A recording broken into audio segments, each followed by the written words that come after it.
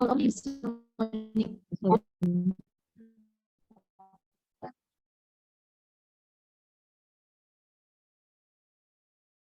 once again, is about to be.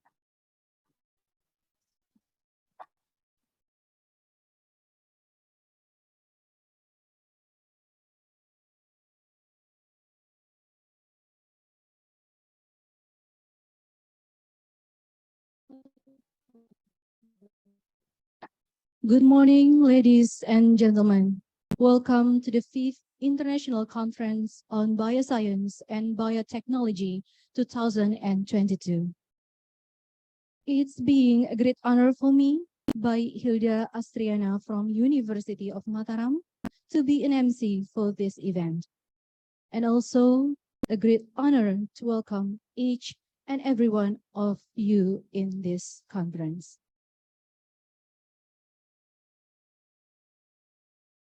First of all, let's thank God, the Almighty, who has given us guidance, happiness, healthy, and mercy, so we can attend and participate in this special event without any obstacles. Ladies and gentlemen, the 5th ICBB 2022 is a program sponsored by Directorate General of Higher Education to support G20 Indonesia. And this meeting will provide plenty opportunities to discuss and to share knowledge and insights. Before we proceed to the program today, we would like to express our sincere gratitude to Excellency, the Rector of University of Mataram, Professor Insinyur Bambang Harikusumo. Excellency, Dr. Agustin, SE MBA, DBA, as the Vice Rector of University of Mataram. Excellency, the Chairman of ICBB 2020, Dr. Eka Sunawidi Prasetya. Excellencies, our keynote speakers, Professor Lim Pek Im, Deputy Director of Institute of Ocean and Earth Science, University of Malaya. Professor Delin Duan from Institute of Oceanology, Chinese Academy of Science. Dr. Victor Niki Julu, Senior Director of Conservation International Indonesia. Dr. Cahya Kurnia Fusianto from Michigan State University. Dr. Kim Lee Chang from CSIRO Ocean and Atmosphere. Professor Kato Yasuhiro from Tokyo University of Pharmacy Life Science. Dr. Munawir Khalil from Department of Chemistry, University of Indonesia. Excellency, Dr. Ateng Supriyatna, Fisheries and Aquaculture Program Manager for Indonesia. Professor Sarjan, as the Director of Pasca Sarjana University of Mataram. Professor Dedi Suhendra, as the Dean of Faculty of Math and Science, University of Mataram, and other University of Mataram functionaries. All participants, guests of honors, of course, and all representatives from collaborative parties. On this special event, we have several agenda as follows.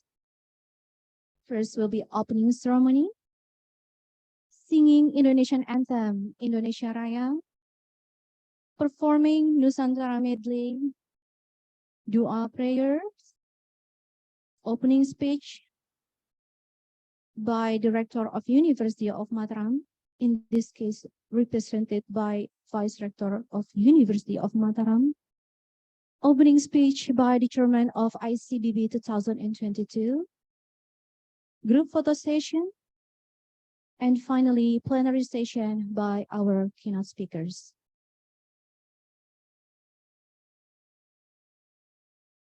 Now, let's reopen the ceremony by saying Basmala.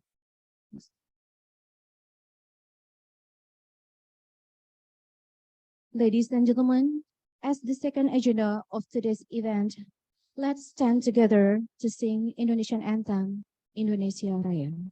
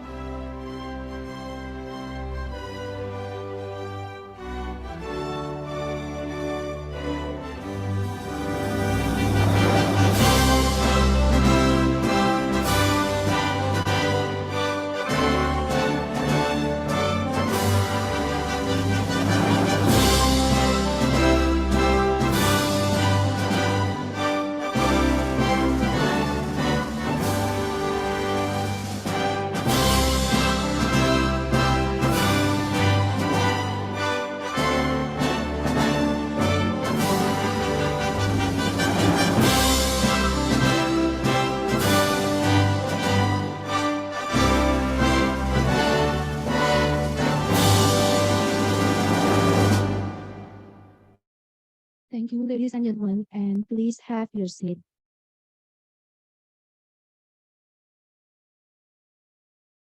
For our next agenda, which is a performance of Nusantara Medley, I would like to invite University of Mataram Choir. Ladies and gentlemen, please enjoy the Nusantara Medley.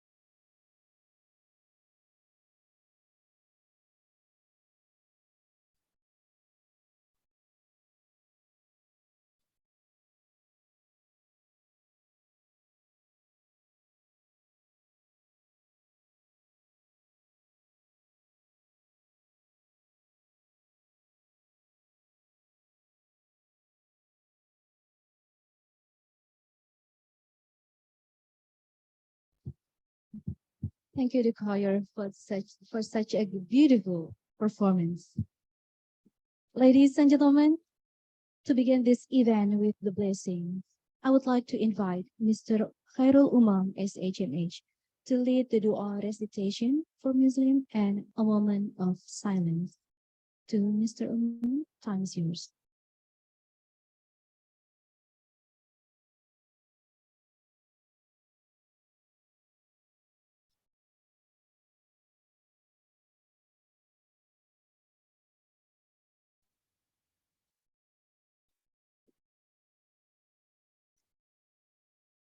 Assalamualaikum warahmatullahi wabarakatuh. Good morning, ladies and gentlemen. Let us bow our head for a moment, pray to God, Allah subhanahu wa ta'ala, so that our international conference can be precious to all of us. I will lead this prayer based on teaching of Islam, and those who are not Muslim, you are pleased to pray according to each of your beliefs. أعوذ بالله من الشيطان الرجيم. بسم الله الرحمن الرحيم. الحمد لله رب العالمين الرحمن الرحيم والصلاة والسلام على أشرف الأنبياء والمرسلين وعلى آله وصحبه أجمعين. اللهم ارزقنا فهم النبيين وحفظ المرسلين وإلحام الملائكة المقربين برحمتك يا أرحم الراحمين. اللهم اجعل جمعنا هذا جمعا مرحوما وتفرقنا من بعده تفرقا معصوما. Oh Allah, today we gather here to bring about an international conference on bioscience and biotechnology. Make this international conference as a useful science assembly, as a medium of sharing useful ideas, knowledge, and experience of scholars, researchers, and students of various disciplines. May the conference we organize today benefit to our lives, broaden our knowledge, shine our ideas, and lead us to be successful, productive person, which in turn will boast dignity of our nation. O Allah, guide and bless our hearts and our minds with the light of your guidance. Impart your supreme wisdom upon our activities. Help us to speak our minds clearly. Help us to listen to each other, respect each other's, love each other's, so that we are included to blessed person. O Allah, protect us from unintended temptation, so as the right path, and give us knowledge and strength to perform good things equally, so as and make it clear the bad things, and give us knowledge and strength to avoid them. O Allah, you are the one who can fulfill our dua. ربنا ظلمنا أنفسنا وإن لم تغفر لنا وترحمنا لنكونن من الخاسرين. ربنا آتنا في الدنيا حسنة وفي الآخرة حسنة وقنا عذاب النار. سبحان ربك رب العزة عما يصفون وسلام على المرسلين والحمد لله رب العالمين. السلام عليكم ورحمة الله وبركاته. Thank you, Mr. Umam, for leading the dua recitation.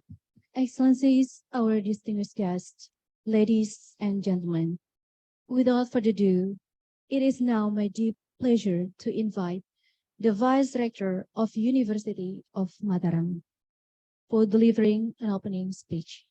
Please welcome Dr. Agustin SE, MBA, DBA. To Dr. Agustin, time is yours.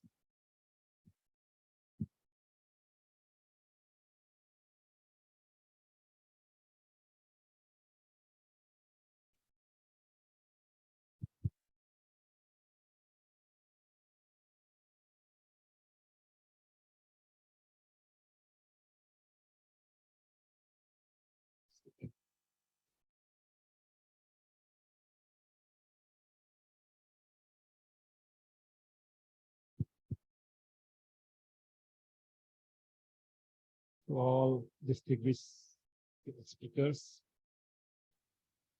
chairman of this conference, Ekas Narwidi Prastia PhD, all my colleagues at the University of Mataram,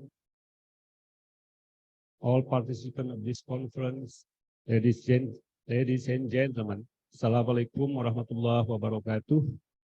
Good morning.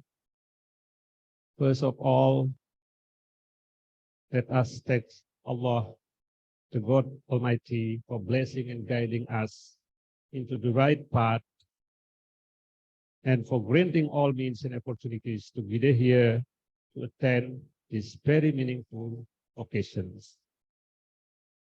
To all participants of this conference, it is a great pleasure and an honor for me to deliver this welcoming remark at the opening ceremony of the 5th International Conference on Bioscience and Biotechnology 2022 with the theme Current Challenges on Sustainable Utilizations of Marine Resources. This year's conference is a continuing the successful of the previous year conference in order to facilitate scientists, researchers, and interested observers to be involved actively in the progress of biotechnology and biological sciences. It is also in accordance with the vision of University of Mataram to become a research-based international competitive university by the year 2025. This international conference is one among many efforts to make these visions come true. In the current situations of post-pandemic, we are facing challenges, especially those related to health, education, and technology issues. We must address the sustainability agenda to deliver improvements to meet these challenges. Today, with the public and private sectors, non-governmental and intergovernmental organizations, scientists, engineers, medical doctors, professionals in social science studies, such as law, business, and policymakers must work and discuss together on the application of knowledge and science and technology to help us to cope with these issues and problems.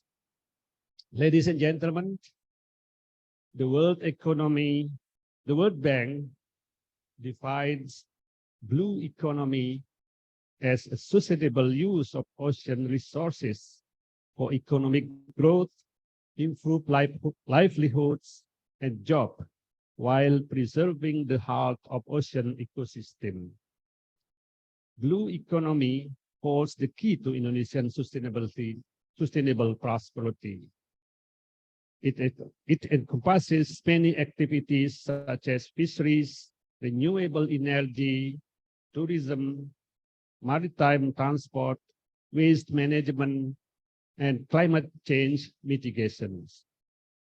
When this managed sustainably, each and every sector can contribute to Indonesian prosperity. There are several staggering facts about Indonesia's marine and fisheries richness. The archipelago nation is second only to China as the world's largest fishing nation. Its ocean is also a large part of the Coral Triangle area, where 76% of the world coral species and 37% of the world coral reef species lives. As the largest university in the province with more than 34,000 students, more than 1,100 lectures and professors, consisting of 9 faculties and 66 study programs. The University of Mataram has always been at the forefront of contributing to the efforts of improving the quality of life of the people of this province and Indonesia in general. We look forward to increasing our collaboration with government agencies, industries, and other partners to further strengthen and implement regional development goals and a sustainable ocean economy. On behalf of University of Mataram, I would like to extend our gratitude, especially to all keynote speakers. Professor Lim Paik M, PhD from University of Malaya, Malaysia. Professor Michael U. Roleda, PhD from the University of Philippines. Professor Delin Duan, PhD from Institute of Oceanology, Chinese Academy of Science. Associate Professor Yasuhiro Kato, PhD from Keio University Global Research Institute, Japan. Munawar Halil, PhD from University of Indonesia. Victor Nikijulu, PhD from Yayasan Konservasi Cakrawala, Indonesia. And Cahya Kurnia Fusianto, PhD from Michigan State University, USA. And Bapak Dr. Ateng Supriyatna, MSc, Fisheries and Aquaculture Program Manager, Yayasan Konservasi Indonesia. My great appreciation also to all participants and all committee members of this conference.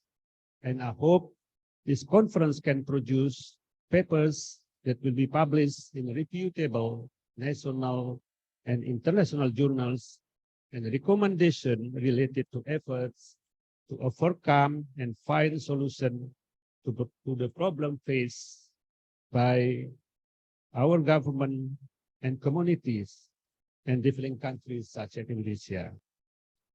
Finally, with Bismillahirrahmanirrahim, I officially open the 5th International Conference on Bioscience and Biotechnology with the theme Current Challenges on Sustainable Utilization of Marine Resources. Thank you. Wassalamualaikum warahmatullahi wabarakatuh.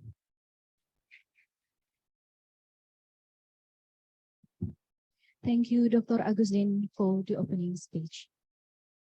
Excellencies, ladies and gentlemen, for our next agenda, I would like to invite the chairman of ICBB 2022 to deliver an opening speech. Please welcome Dr. Eka Sunarwidi Prasedia. To Dr. Eka, time is yours.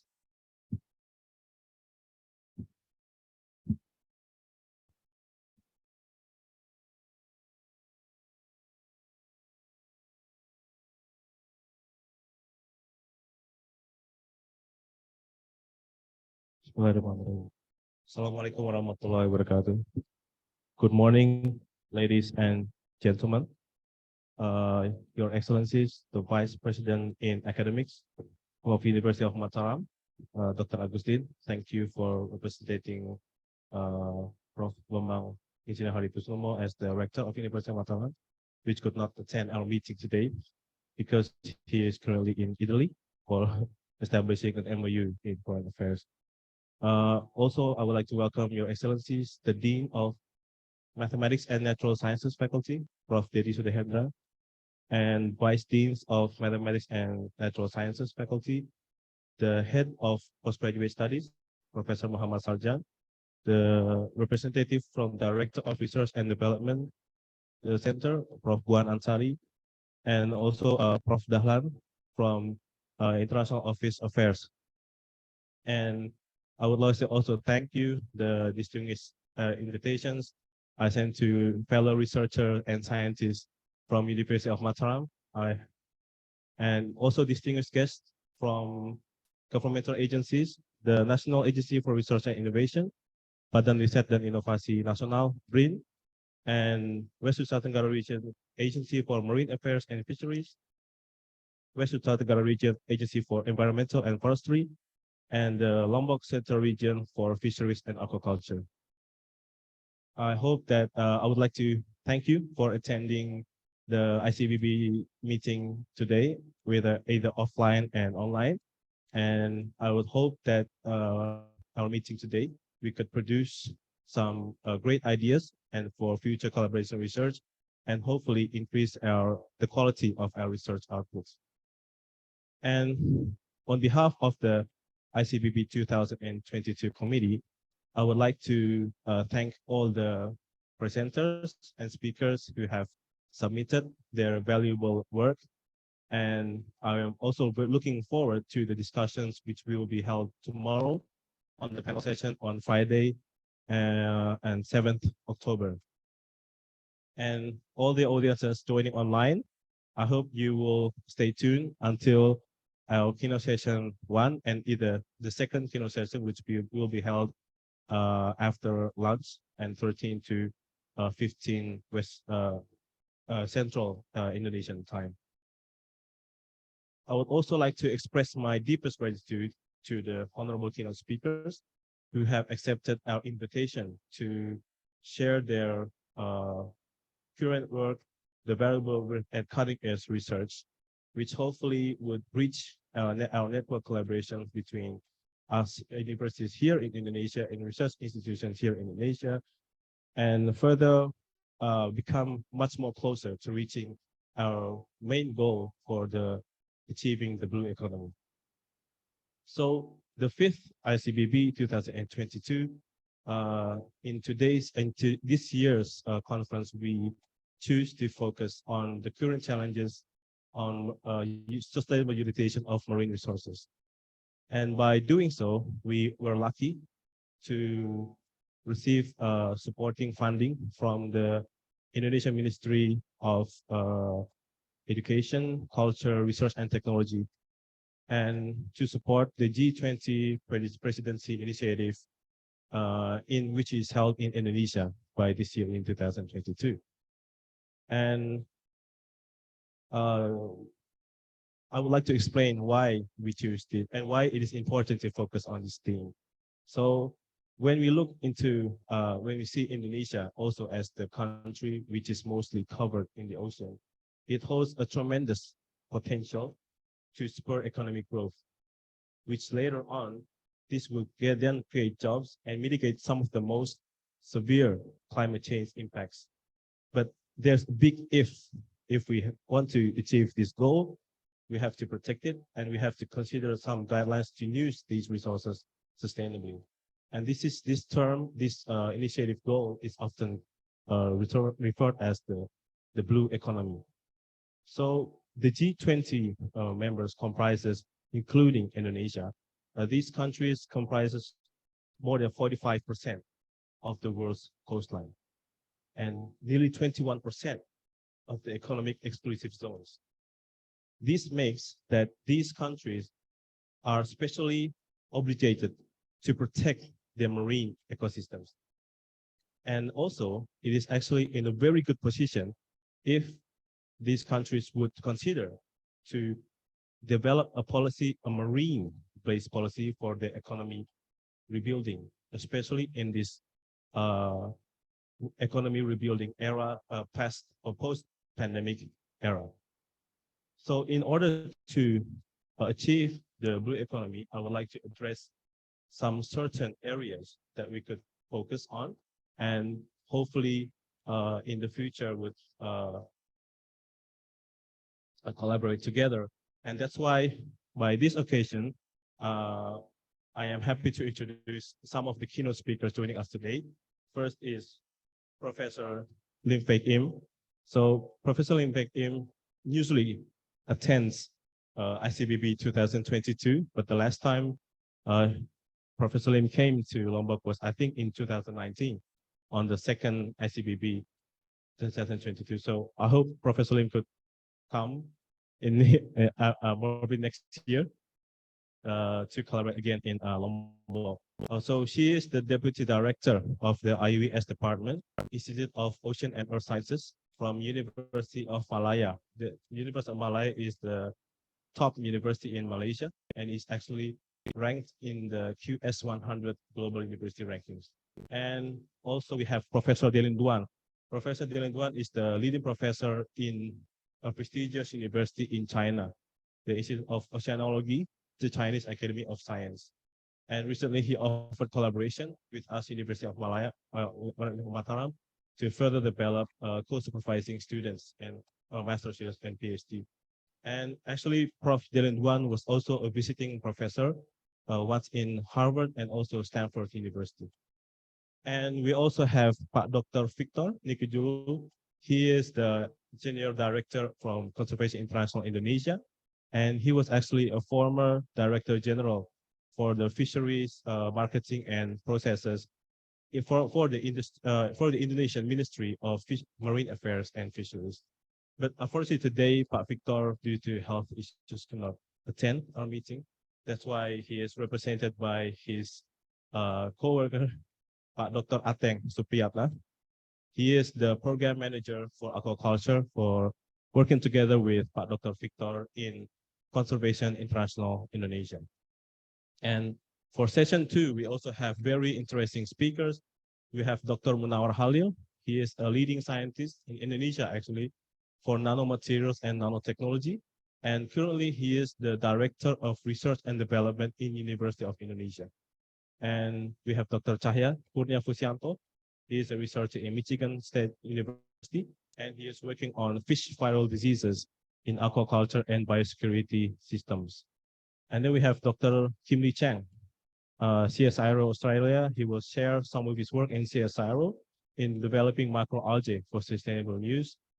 And lastly, we will have Professor Kato Yasuhiro from Keio University, Japan, which is located in Tokyo.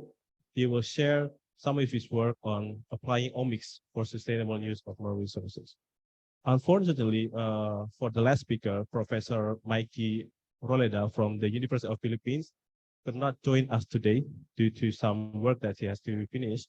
But his students will present tomorrow in the panel session.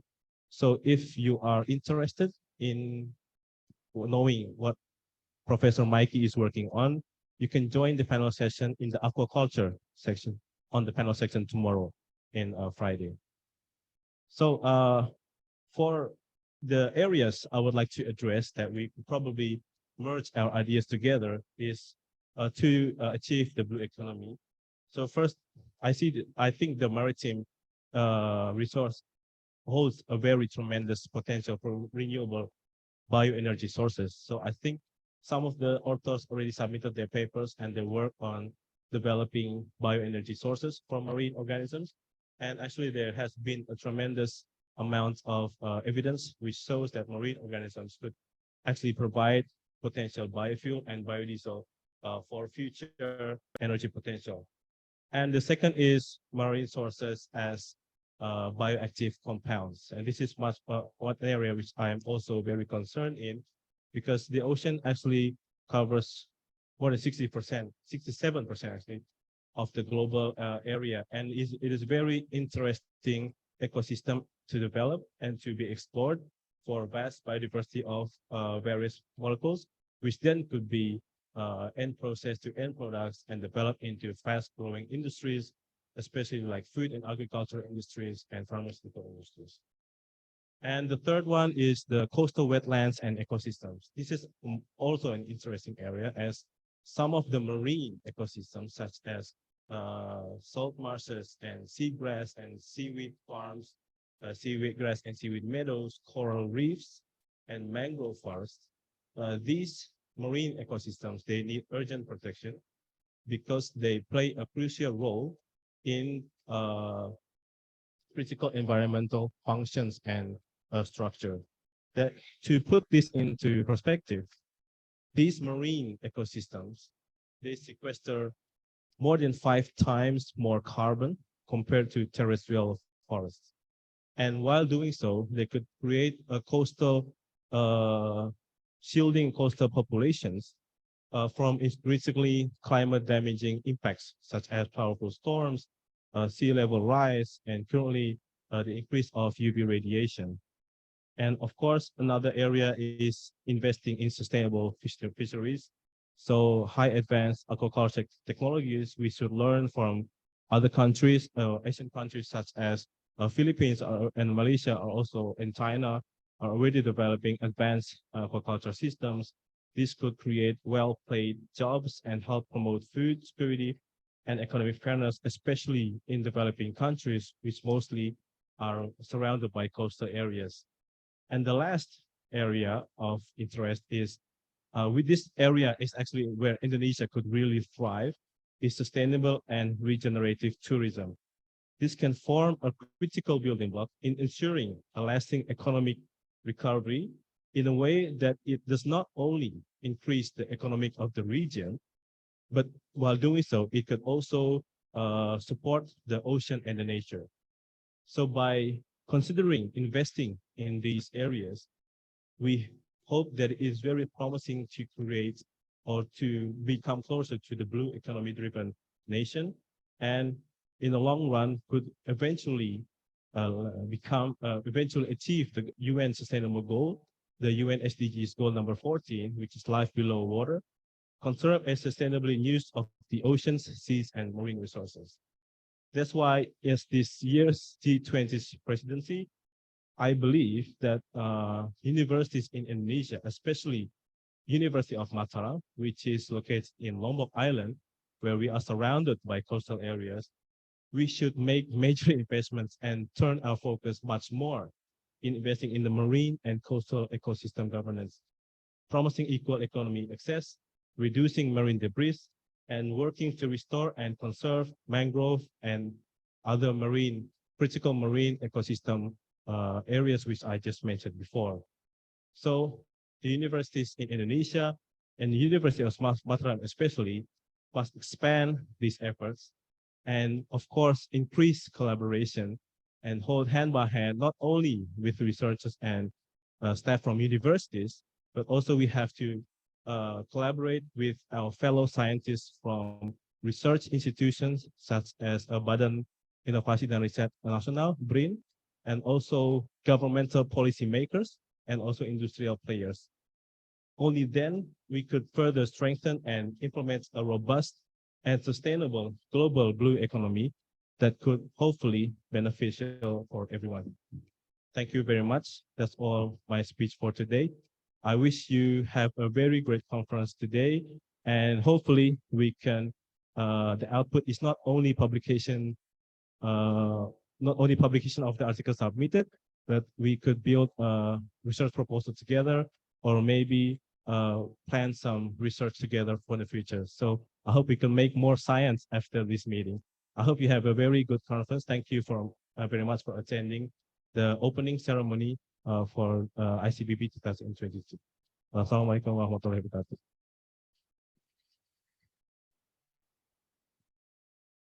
Thank you, Dr. Eka, for the speech. Excellencies, ladies and gentlemen, before we come to our main agenda for today's conference, which is a plenary session, we are holding photo sessions. All guests of honor are welcome to take a position on the stage. Please. And of course, I would like to invite participants in this conference to take a position in front of the stage. Everyone is welcome.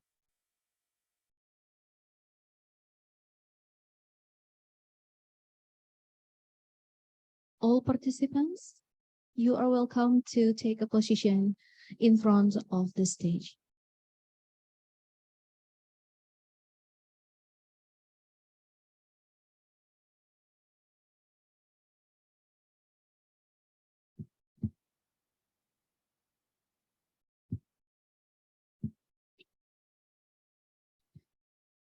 And for all keynote speakers who attend this conference through Zoom meeting, Please turn on your camera and give your best smile.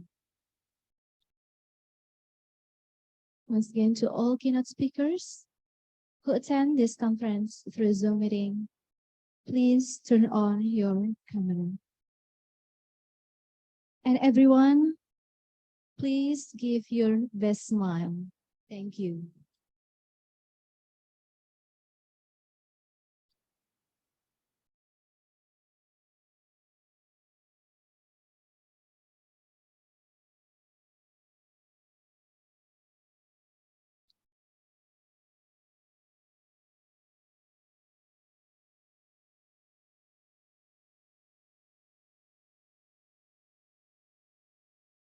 One, two, three.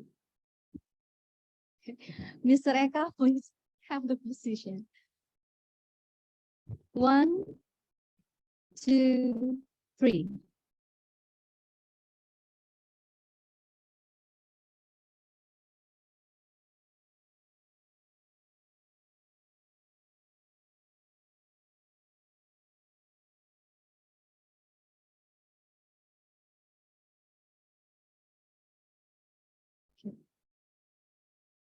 Freestyle. Undram Jaya.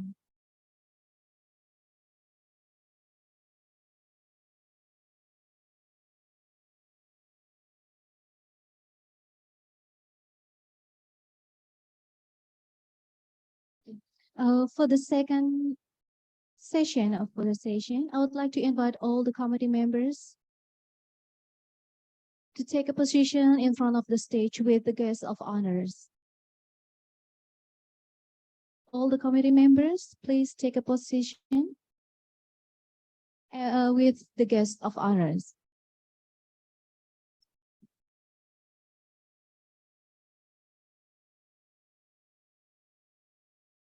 Okay, once again, please, with all committee members, please take a position in front of the stage. We are going to have a photo session.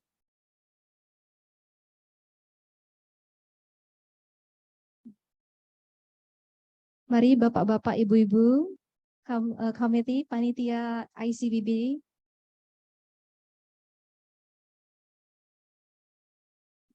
Silakan.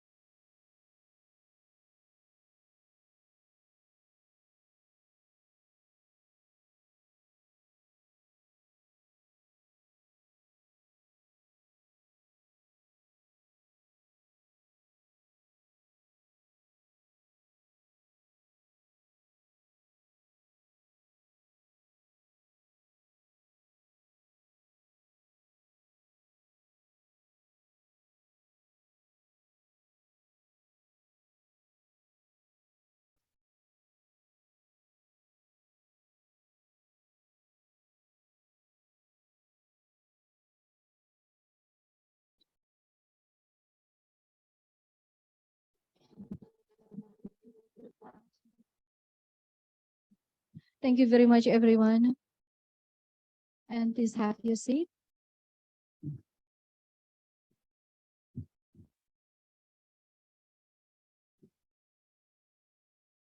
Ladies and gentlemen,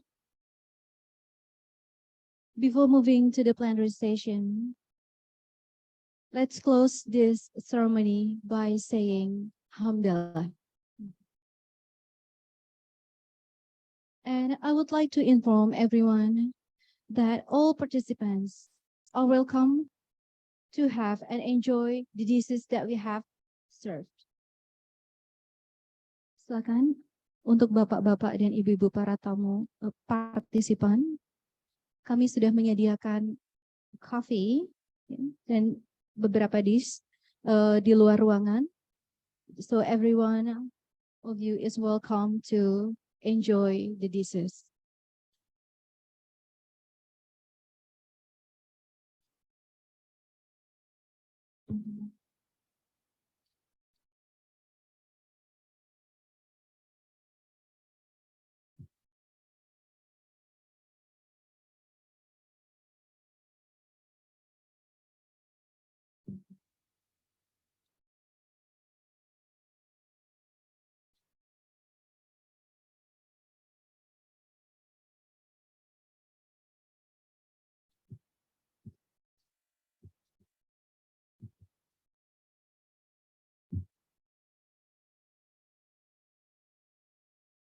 Excellencies, ladies and gentlemen, those are the agendas we have this morning.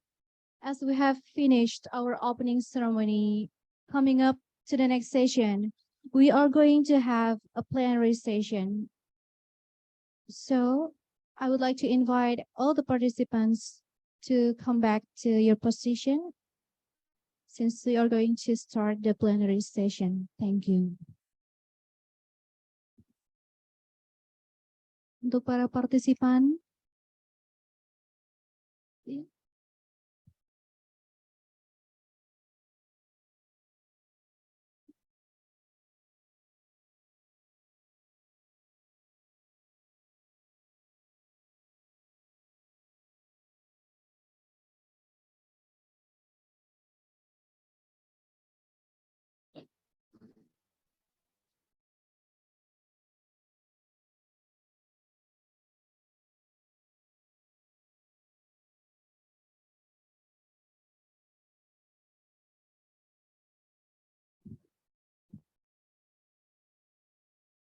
untuk para partisipan,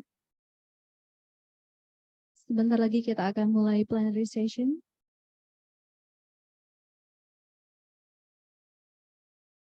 Silakan untuk mengambil posisi kembali.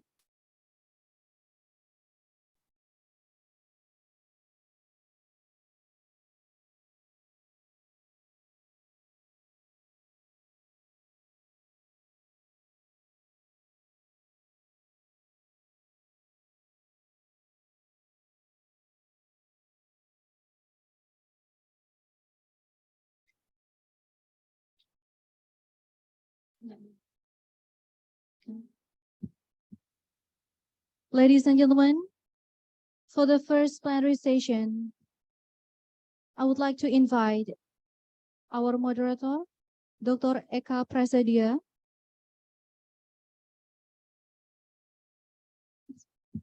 Excuse me. I would like to invite Dr. Aluh Nikmatullah, Associate Professor of Agro-Ecotechnology Study Program, Faculty of Agriculture, University of Mataram.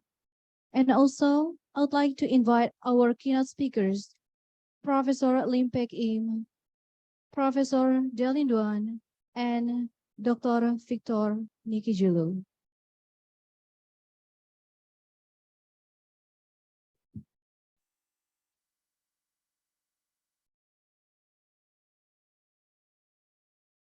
Sekali lagi, kami mengundang seluruh partisipan untuk kembali ke ruangan, karena sesaat lagi kita akan memulai plenary session. And for this session, I would like to invite Dr. Insinyur Aluh Nikmatullah to the stage.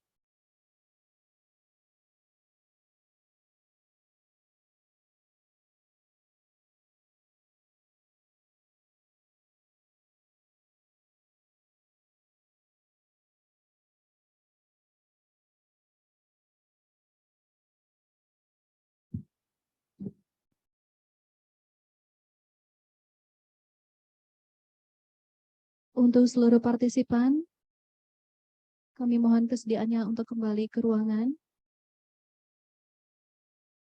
sambil menikmati dishes yang sudah kami sediakan.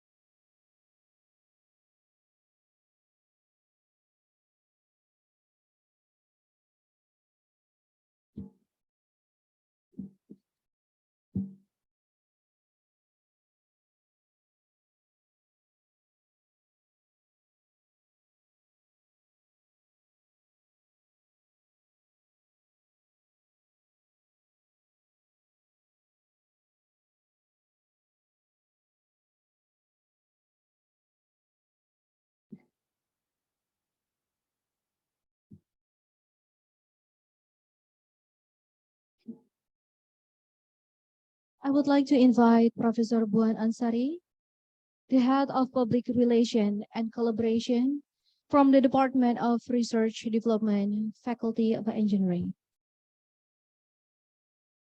I would like to invite Professor Buan Ansari to the stage.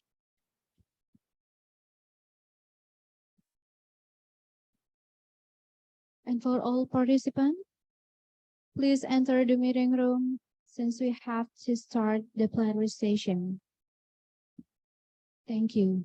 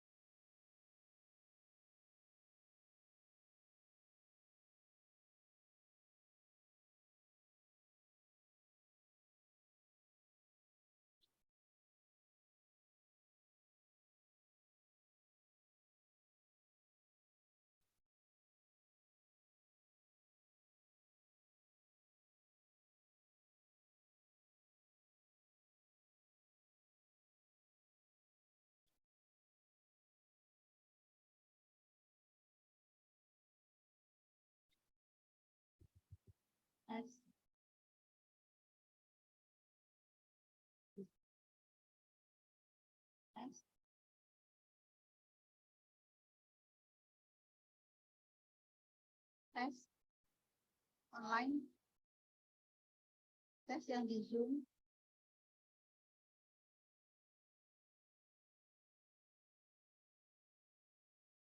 I would like to invite Professor Buan Ansari to the stage. Once again, I would like to invite Professor Buan Ansari, the Head of Public Relations and Collaboration from Department of Research Development, Faculty of Engineering. Tes. Zoom. Okay, thank you.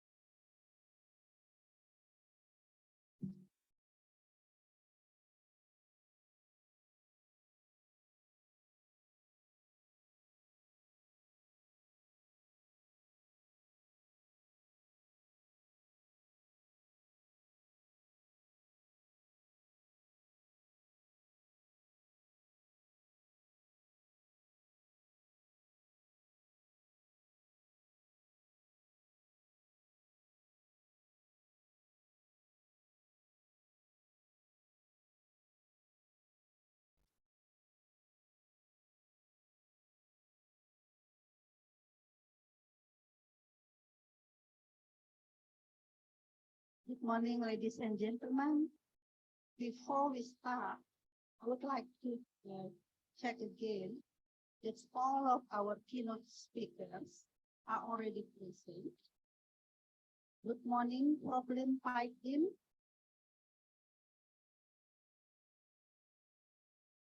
Problem, are you here with us?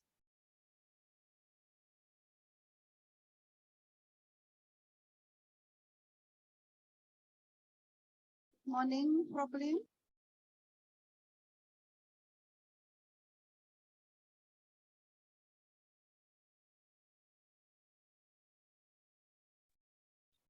Good morning. Yes. Good morning, problem. Yeah, good morning, Dr. Alok. Just now I was not able to unmute. Yeah, now I'm unmute already. Nice to meet you. Nice to meet all of you. Again, Prof. Yes, thank you for coming. And I would like also to say good morning to Prof. Delin Duan. Are you here with us, Prof. Delin Duan? Sorry. It's okay now. Good morning, Prof. Can you hear me? Well, nice to meet you. Thank you very much. And the third speaker is Dr. Victor Diki Juru, which will be represented by Dr. Ateng. Good morning, Pak Victor. Yeah, I'm here. Good morning. Greetings from Jakarta. Thank you very much to be present. And are you going to present the paper or will be represented by Pak Atang today? I can present the paper, but later on, if there is a comment question regarding my presentation, can be entertained by Pak Ateng. So I'll take it first, and later on in the discussion, Pak Ateng will represent me. Thank you very much. So I think our connection is very good. Yes, I can hear very clearly all of our speakers and also the participants, because this conference is in hybrid form. So we better start, I think, the conference. Good morning, ladies and gentlemen. Here with me in the front is Dr. Eka Prasetya and Professor Buan Ansari from University of Makassar. Prof. Buan Ansari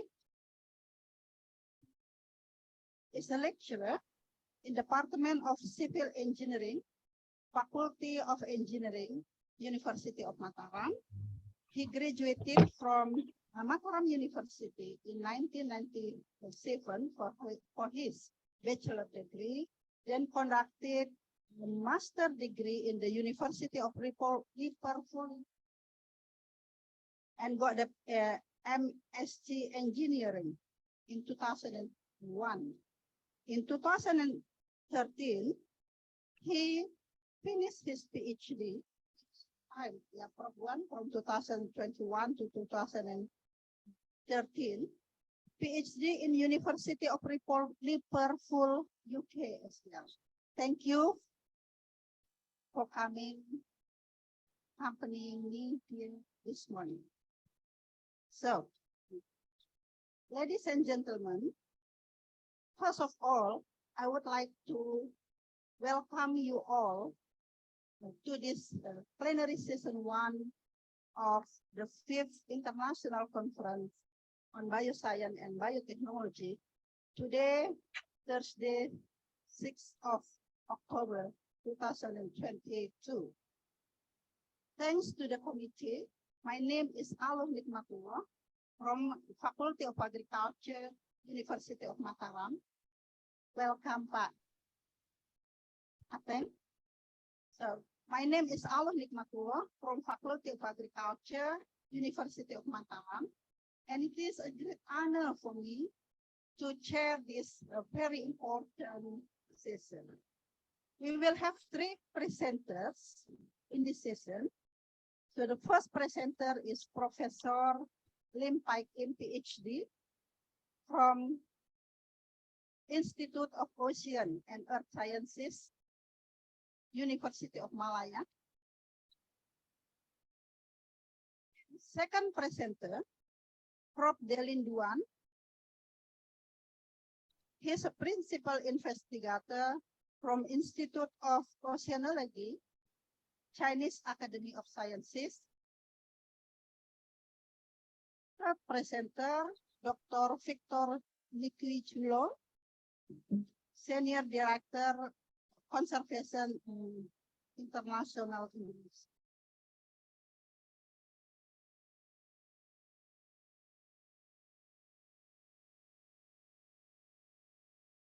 Without further delay, we will soon start the presentation from all of our keynote speakers.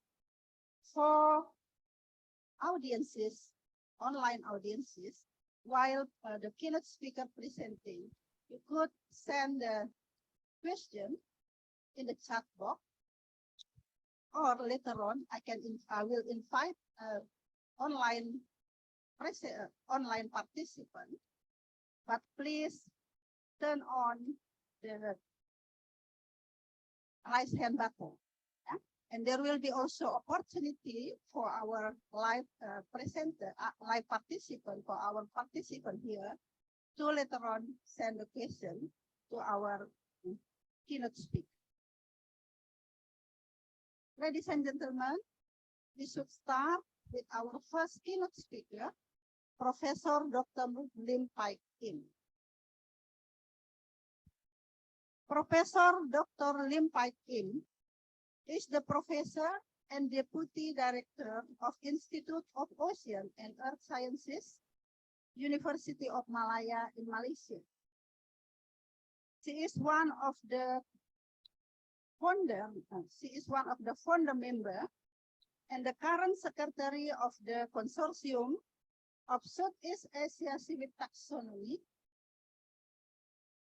She has more than 20-year experience doing research with seaweed, very long research with seaweed, and she has a lot of experience. And Dr. Eka was one of his students. Yeah? He's a student during Dr. Eka master degree in Malaysia. Prof. Lim Pai Kim has published more than 180 publications. He is very productive. And with the challenges facing in the kerajinan industry, especially lack of present,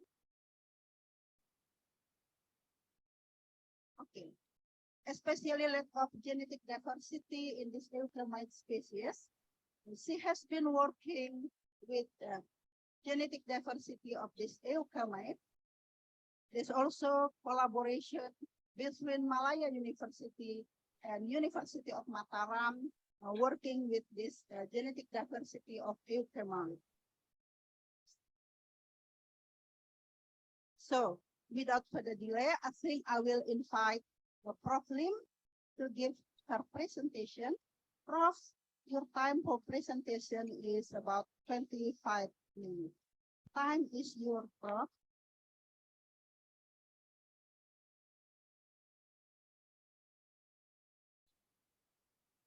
Okay, a very good morning to all of you. Can you all hear me well?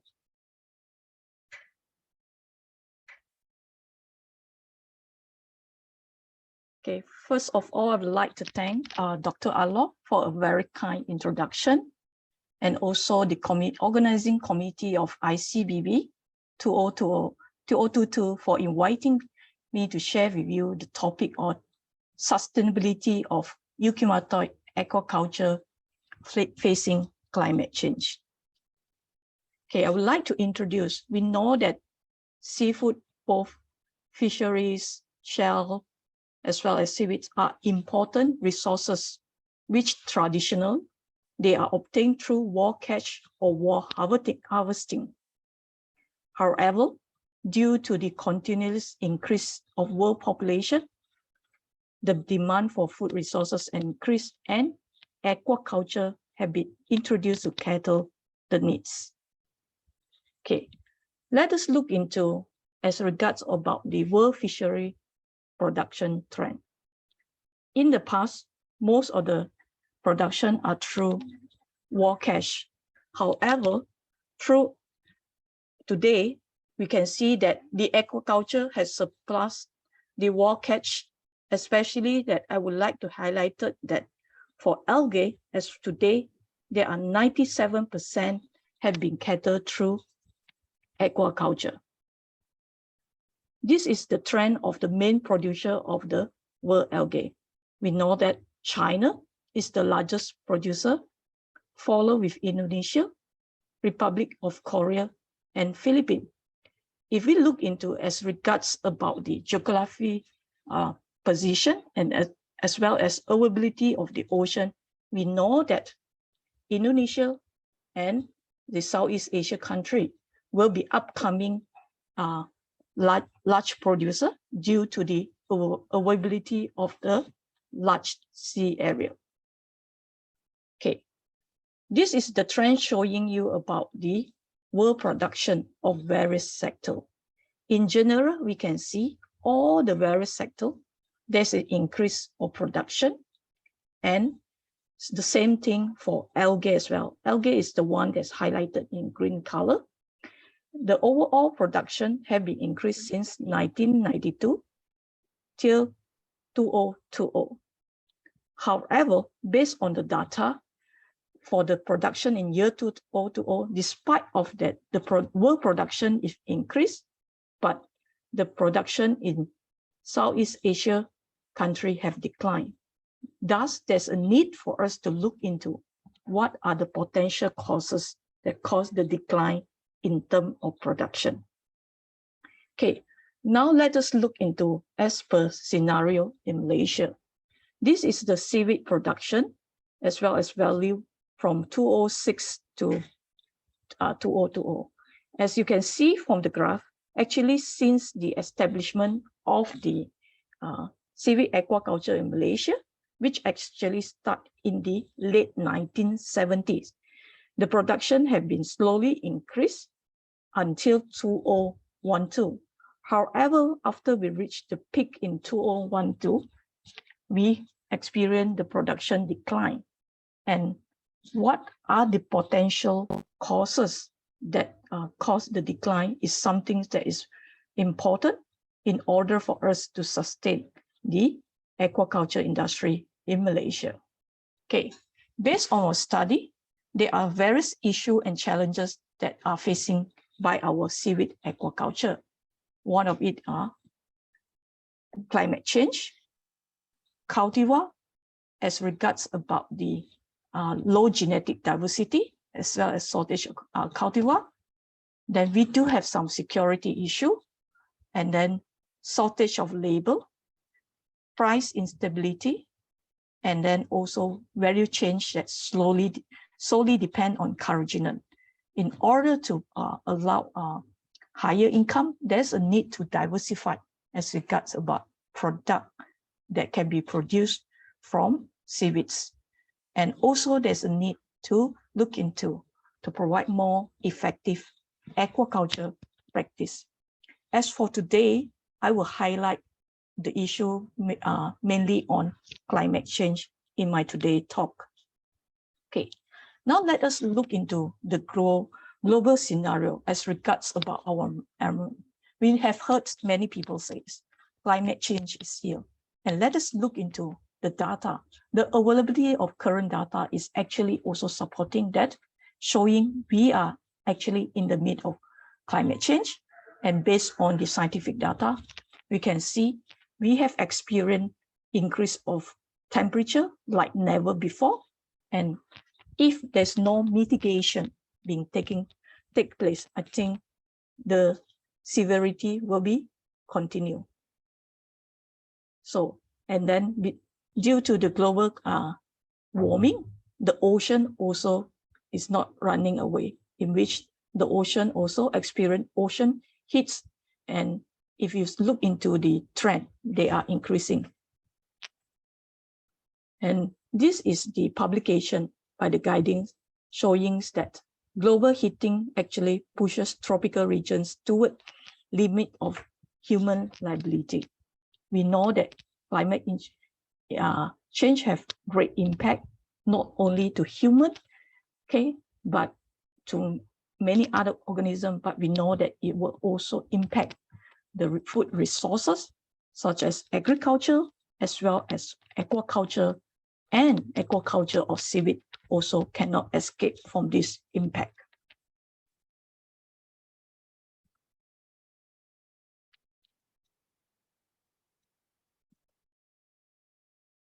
Okay, and based on the data, actually it shows that global warming is official, and 2021 was the world 6th warmest year on record. So it seems like we are toward and reaching. It seems that each year are recording the highest warmest year of record. Okay, besides global warming, another challenges that facing the ocean is ocean acidification. It is actually referred to a reduction of the pH of the ocean over an extended period of time. And this is primarily caused by the uptake of CO2 from the atmosphere. And we know that CO2 emission have been increased due to the industrialized. Okay, this is the graph showing you the carbon dioxide level. And we have seen that actually at the current level, it is actually much higher compared to back to trace to more than 800 years ago. So, and we know that this climate change have caused extreme events that happen and take place more frequently. We are seeing and experiencing more severe drought, extreme participation event, coastal flooding, as well as heat waves. All this uncertainty will bring impact to the agriculture as well as aquaculture. Okay. However, if we look into compared to the aquaculture, to the agriculture of the land plants, in comparison to aquaculture of seaweeds, we do have limitation in terms of our understanding and how will climate change impact our crops. So with that, our group have initiated the study on the physiobiochemical responses of Kappa ficus avrasea and Kappa ficus striatus to elevated temperature. The choice of these two species is mainly, these are the two main eukymatoid species that is cultured for commercial worldwide among the main producer. Okay, we know that when we talk about eukymatoid, it's actually referring to a group of seaweed which is comprised of genera, Kappa ficus and eukyma, that are cultivated in our region that is with the tropical or subtropical climate. And we know that the world's largest producer is actually mainly in the Coral Triangle, with the Indonesia with the largest producer, followed by Philippines and Malaysia. And Kappa ficus is the most prominent commercial source of carrageenan, which have a great economic value. Kappa ficus farming is actually a very important source of income, especially offer a means of livelihood to local community, as well as also for commercial production, especially in meeting the increasing industrial demand for carrageenan. Okay. However, due to the challenges due to acute warming, it actually have impact on the aquaculture of this industry. Okay, in the absence of concrete measure to mitigate climate change, extreme events such as heat wave, typhoon, El Nino, and La Nino are increasing that affect the seawater temperature. And because of the abrupt changes in temperature, Kappa ficus are prone to ice disease. Ice disease is the whitening that happened, and this will cause subsequently a significant decrease in terms of the seaweed production, which in turn it will reduce the growth rate as well as biomass, as well as decrease in carrageenan yield. It's also reduce the quality of the carrageenan in terms of the viscosity as well as gel strength. Okay, hence the main objective of our research is actually to identify among these two species, Kappa ficus and Avrassia and Kappa ficus striatus, which one can better with the elevated temperature, and the measurement is based on physio-biochemical aspect, where we measure the growth, photosynthesis performance, which will determine the health of the seaweed, as well as the quality or the biochemical aspect, such as pigment content, colloid, the yield, as well as quality, and as well as ROS production is to determine the state of stress that the seaweed were experiencing. Okay, this is the flowchart showing COD methodology that were carried out. For Malaysia, we actually only have one area that is cultivated the Kappa ficus in Eucuma commercially, which is at the eastern part of Sabah, and the sample were collected from the field, and then we brought back to the laboratory, where we will firstly keep the seaweed as stock and maintain laboratory, and we will acclimatize them first before we start the project on, in which we induce elevated temperature. Below are the temperatures that the profile, the parameter that we use to store or keep our stock. And then in order to make sure the identity of the seaweed that we use are correct as we desire, we carry out the morphological as well as molecular identification, and in which molecular identification we are using the two molecular marker, which is called true 3 spacer as well as COX-1 spacer. And then for the physiological aspect of the study, we carry out growth rates, which we are based on fresh weight measurement, which is measured every 2 days. And then we look into the photosynthesis response, which is using temp photometer. We also look into pigment content on the chlorophyll A, carotenoid, as well as phycobilirubin. And most of all, we know that Kappa ficus and Eucuma is used to produce carrageenan. So the carrageenan quality test is very important, where we are looking into the yield, the gel viscosity, as well as gel strength. At the same time, we also carry out the reactive oxygen assay, and all the statistics were computed using statistical software. Sorry. Okay, so let us move into result. Okay, this is the growth rates of the two species. Okay, in general, the specific growth rate of both species decreased with increasing temperature above 28 degrees Celsius. Okay, the prolonged exposure to high temperature will lead to disruptive stress in the form of cellular and subcellular damage. And these damages may lead to slow grade according to previous publication. And this is proven through our study that with increasing temperature, the growth rate subsequently reduced. In comparing the two species, Kappa ficus Avrassia had better growth rate compared to Striatus, but there was no significant difference between the two species at temperature treatment of 28, 32, and 36 Celsius. Okay, let us look into the external morphology. What are the impact? So this is Kappa ficus Avrassia. I would like to highlight for 28 and 32, we can see in general, the species still can grow. However, when at 36 degrees Celsius, we start to see some whitening take place. And then for 40 degrees Celsius, I would say that the seaweed can barely survive, because at day 2, you can see all the plant turn white.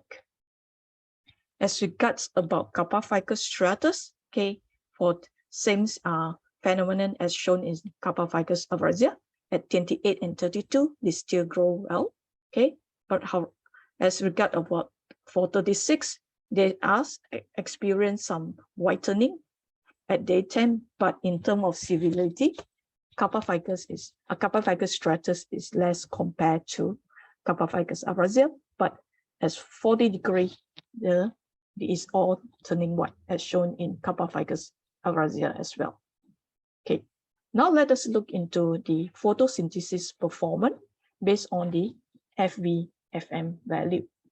So in general, we can see that at the 28 and 32 degree, the series of fluctuates in between both 0.5 to 0.6 value of the FVM value, indicating they are at normal conditions and growing. However, based on the FVFM value, we can indicate that Kappa ficus striatus will much healthier and have better photosynthesis performance compared to Kappa ficus ovrsia at 28 and 32. Okay, and we know that high temperature has been proven also reduce the photosynthetic parameter by other study, and this indicate that there is a presence of a structural and functional disorder of photosynthetic apparatus and damage to the photosystem to have been taken place. Let us look into another parameter on the from the PEM reading, which is alpha. Alpha is actually to measure the efficiency of carbon fixation per unit light, in which in this study it shows that temperature at 36 and 40 notably inhibited the alpha, whereby the magnitude of inhibition increased with incubation of time. In general, Kappa ficus striatus were much healthier and have better photosynthetic performance compared to Kappa ficus ovrsia at 28 and 32. As for 36 and 40, we can see that these have experienced a severe reduction in terms of the alpha value. Okay, another PEM reading is the RET max, which is maximum relative electrons transport rate, show that actually the trend is similar as in FV-FM value as well as alpha value. So incubation at 36 and 40 degrees Celsius noticeably inhibited the RET max, whereby the magnitude of inhibition increased with incubation of time. No major difference were observed between Kappa ficus striatus and Kappa ficus ovrsia at 28 and 32 degrees Celsius. Okay, now let us look into in terms of the pigment contents. Okay, we know that the pigment content, especially picobilin, play a very important role in capturing light energy and transferring it to the chlorophyll during photosynthesis. And study that carried out by other researchers also supported our result. The picobilin protein, which in this study we measured the three main components, which is allophycocyanin, phycocyanin, and picoerythrin. It shows that it was highest in the strain incubated at 28 degrees Celsius, which is similar observation were observed by Arazo et al. For red and brown variant of Kappa ficus ovrsia. Okay, comparing the picobilin protein, Kappa ficus striatus has a high content for allophycocyanin and phycocyanin at both 28 and 32 compared to Kappa ficus ovrsia. But there was no significant in percentage mean inhibition between the temperature. Now let us look into in terms of the pigment content of chlorophyll A and carotenoid. I would say similar observation as picobilin, in which among all the temperature treatment, it showed the highest content at 28 degrees Celsius. Incubation beyond the ambient temperature 32, 36 and 40 start to introduce the reduction in terms of the pigment content. At temperature of 28 and 32, Kappa ficus striatus has better chlorophyll A and carotenoid pigment content compared to Kappa ficus aureusea, but there's no significant difference in terms of percentage of mean inhibition between the both temperature. Okay, so in general, and then now let us look into it in terms of the quality and quantity of the gel, of the carrageenan. Okay, temperature can affect the yield and quality of the carrageenan. So as observed in our present study, which shows that seaweed incubated at 32, 36, and 40% produce lower carrageenan yield in comparison to seaweed incubated at 28, which is the current temperature. And comparing the two species, Kappa ficus aureusea has a better carrageenan and gel strength at 28 degrees, but increasing temperature to 32 degrees Celsius, Kappa ficus striatus has better performance in those quality significantly. Gel viscosity between the two species show no significant difference at both temperature. So this shows that Kappa ficus aureusea at current rates, when we culture in the field, it will show better performance. But if the temperature increase, it seems like Kappa ficus striatus can perform better. So this shows Kappa ficus striatus could perform better at elevated temperature compared to Kappa ficus aureusea. So now let us look into as regards about the performance due to the ROS production. Okay, so comparing the two species. Okay, let me explain a bit. The production of reactive oxygen is caused mainly by stress, which is caused by inhibition of photosynthesis due to suboptimal conditions such as high light, UV, high or low temperature. When seaweed are exposed to high temperature, photoinhibition will occur, which lead to accumulation of reduced electron acceptor and may increase the generation of reactive radicals such as reactive oxygen, which can induce oxidative injury. The relative fluorescence will reduce to 5,000 to 600 after the first hour, indicating that the species are adapting to temperature. But overall, based on our study, it shows that comparing two species, Kappa ficus has higher DCF fluorescence compared to Kappa ficus aureusea for 48 hours, but there is no significant difference in mean value between the two species at the 4 temperature treatment. Okay, in conclusion from our study, the Kappa ficus species were able to grow in wide range of temperature, but stress was experienced or observed as above 32 and beyond. Temperature between 36 and 40 can be considered as upper temperature limit for the study strain. According to the result, Kappa ficus striatus could withstand higher temperature for longer day, display a higher F-FM value, higher carrageenan yield and pigment content compared to Kappa ficus aureusea. I would say that this result is rather preliminary. We need to understand more of what among more commercial strain, and we hope that this result can provide valuable information for farm management practices and to develop strategy to mitigate the effect of global warming.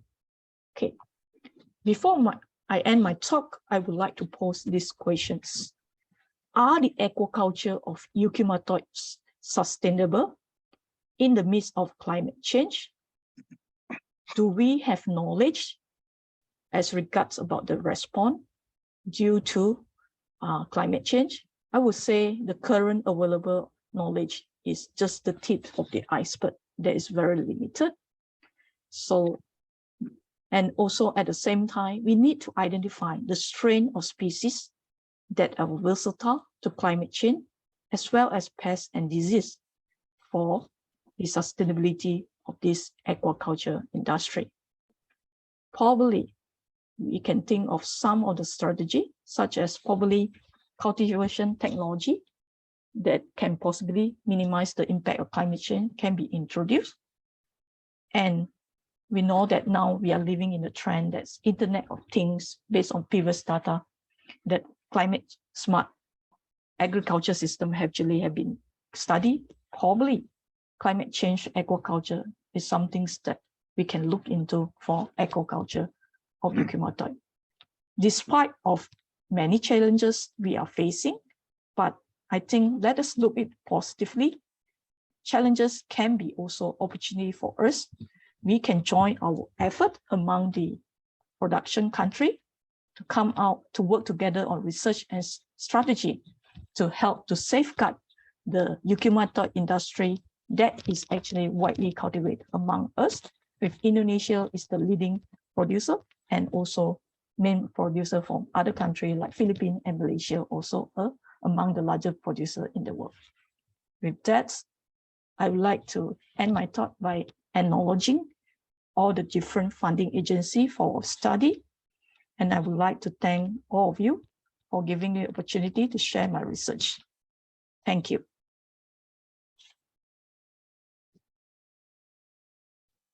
Thank you very much, Prof. Lim, for managing the time very effectively. Before we continue to the next speaker, the committee would like to give a certificate of appreciation for Prof. Lim.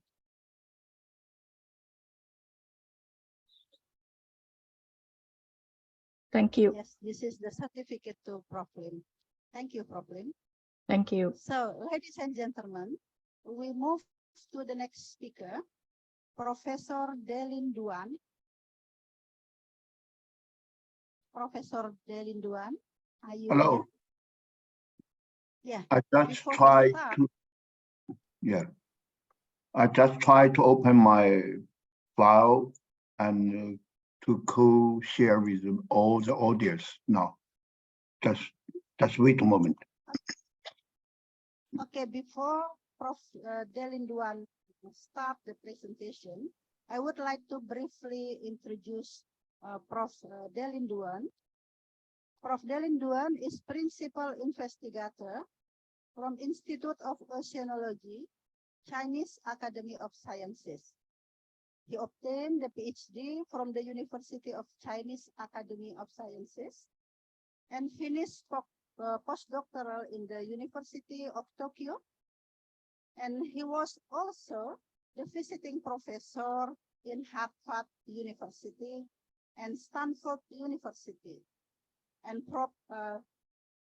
Delin Duan currently is a foreign professor in the Hokkaido University and Tohoku University in Japan. So we are very lucky to get him today to give his expertise, to share his expertise to us. His research interest is in seaweed nursery and aquaculture, algal genetic and breeding, seaweed food, and functional component development.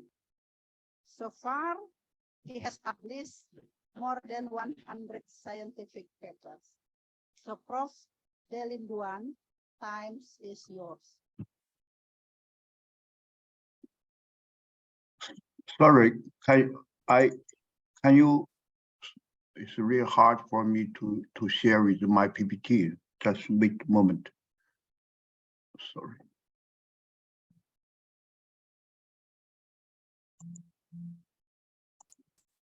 Yeah.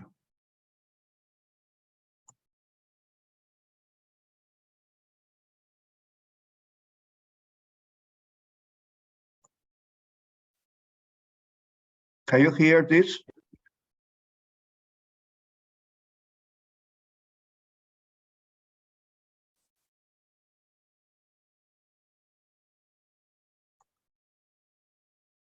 Yes, we can see and hear you very clearly, Prof. Now it's okay for all the listener, yeah? Now, I should start my presentation today. First, I should thank Dr. Ika for invitation for this meeting, and all thanks for the staff and students in University of Mataram in Indonesia. And today, my topic title is CVD extracts and its application in China. I will show mainly follow the four aspects from the backgrounds, main components, applications of CV products, and problem and perspectives existed. First, it could be introduced that seaweed production was less than 400 tons in China until last 50s, of which the Saccharina japonica only occupy 60 tons, and the Povera, including two species in China, occupy about 300. While in 1978, it reached about 20 million tons, of which the Saccharina japonica will reach to 17 million tons, and Povera reach 1.2 million tons. And all these productions occupy about 18% of the total agricultural production. I mean, seaweed agriculture is agriculture products. And from 1995 till 1920, they are about 6 times higher, and to the total seaweed production increase. In the 2005, the global seaweed production was about 1,816 million tons, while China produced 1,415 million tons. It occupy about 7,800, and it take about 19,500 in 2020. Looking back, the total estimation of world agriculture from different countries in Asia so far are the major producers, of which China, Indonesia, Republic of Korea, Philippines, and DPRK, or Japan, Malaysia, reach the second or third consequently.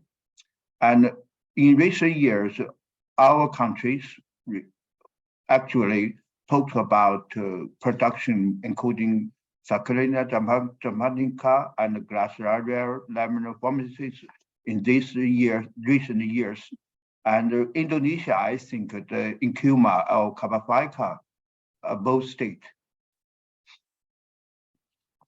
Patently, the seaweed nursery and cultivation system were already established in our country, and the seed stock isolation and preservation system were either established. It persistently supported the seaweed industry on different levels and degrees. And so far, the seaweed cultivation values was about 45 billion US dollar, and the nursery value about 0.42 billion US dollar. These are to the brown seaweed. We are majorly on the Saccharina japonica, and recent years Costaria costata and other species. One thing is needed to mention that in these 10 years, there are red algae we use and sexual reproduction, actually vegetative branch propagation measures. We widely cultivate these red algae Gracilaria laminiformis in both north and south areas in China, of which traditionally agriculture of Povera, we still keep that in Jiangsu and in Fujian province in different cultivation measures However, in recent years, with the influence of science, in fact, of green ties, the local government and central government strictly prohibited the wild-scale cultivation of Papaya jasmine.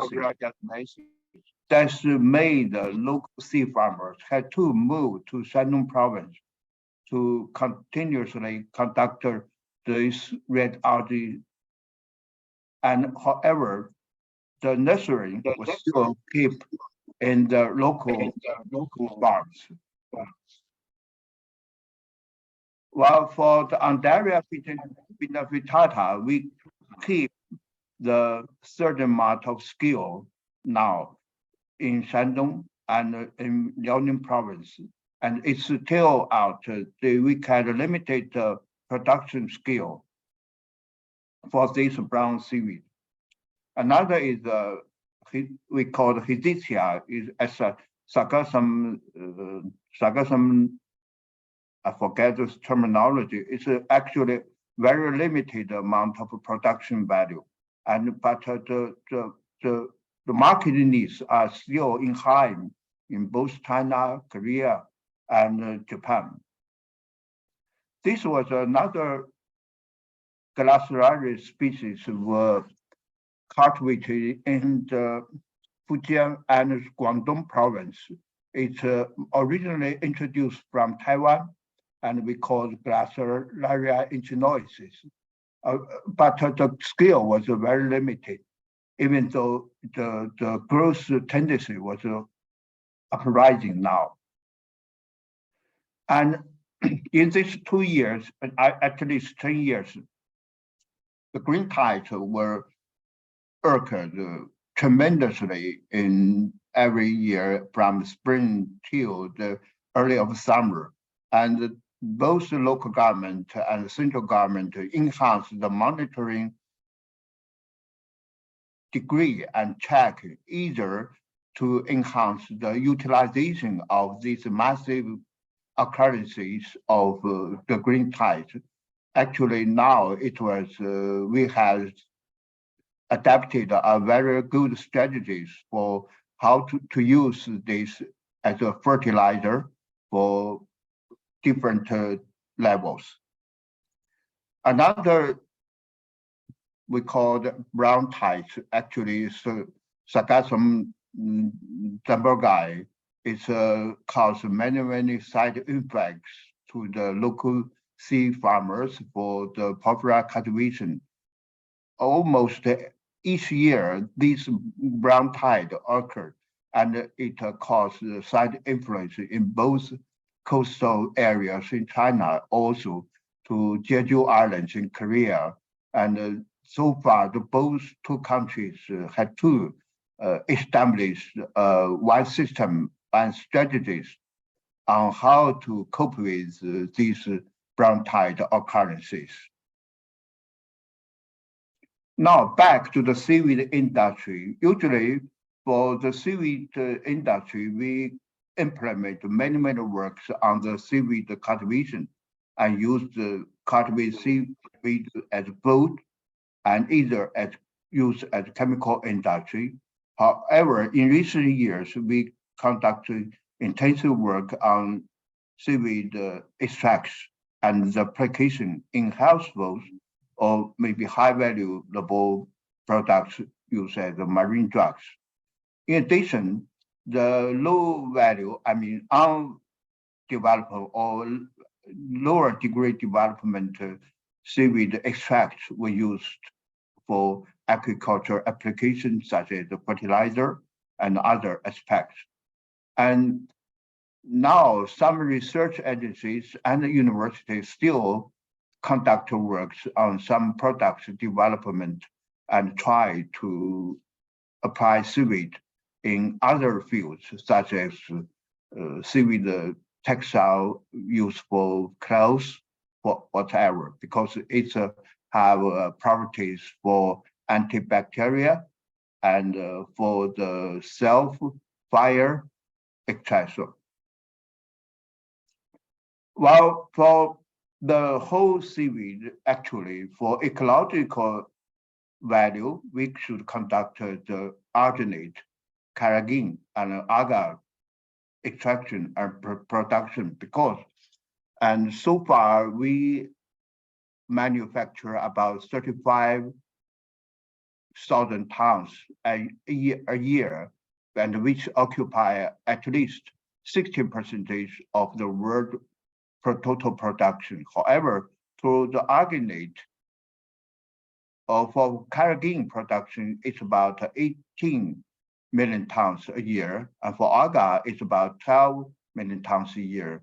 For the rest of the two red agar production, I mean the carrageen and agar, I did not conduct any estimation for the contribution to the world total production. And for the values change, we initially use these seaweeds for textile, the dyeing agents, for foods and dye, for fertilizers, for cropland.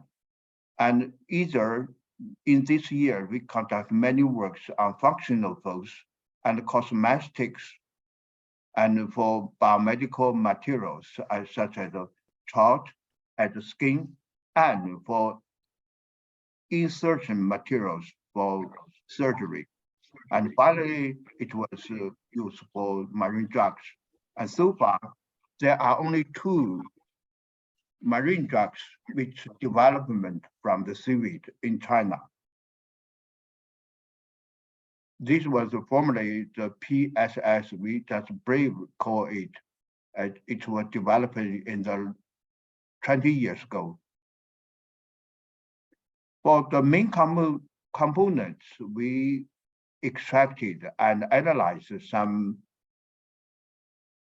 seaweed main components from proteins, fatty acids, polysaccharide acids from the Saccharinella japonica, Porphyra hatinensis, Andaria pinophytata, cytophenol, and Costaria costata.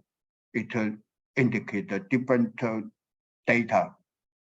And for amino acid, there are huge, good essential amino acids, and the total value is over 44%.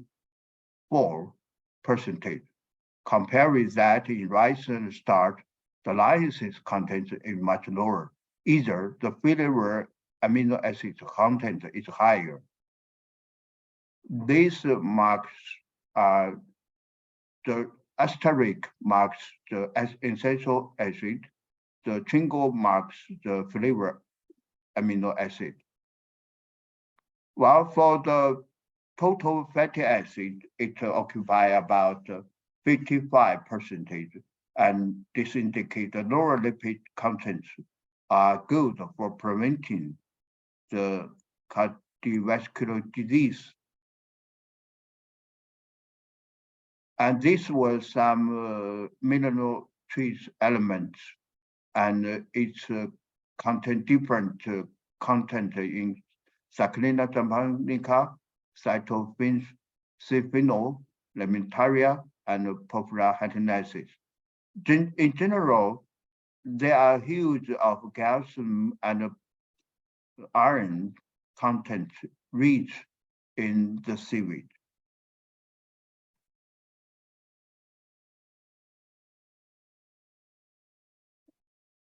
While to the other components from the seaweed, for example, the brown seaweed, arginate for collagen, polyphenols, and focusins are most important, while to the red seaweed, the agar, the carrageen, the polyphenols, and the phycoerythrin are either important. For green seaweed, we call polysaccharides and polyphenols, which used to be mostly in the fertilizer. This was the chemical structure of arginated. Typically, it have 2 blocks. One is the G type, another M type, because G type glucose contain or exhibited ability or power in antivirus and protect the bone marrow hematophilus cells, while for M-time it exhibited immunological stimulation and reduced the cholesterol in blood. And either for combination for G and B type exhibits the alternate strength and velocity.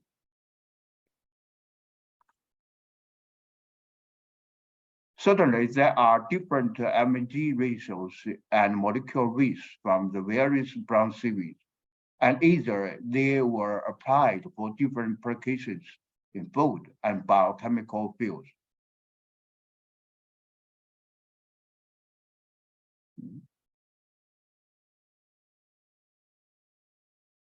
While to the coding, it existed in the brown cells wall matrix, and the components contain the L-type focus and 4 positions with sulfate residue. Either it contains xylose, galactose, and others monoglucose with the protein, potassium, and calcium, and magnesium. And these chemical components were varied with the brown seaweed species, inhabitants environment, seasons for harvest, and different parts.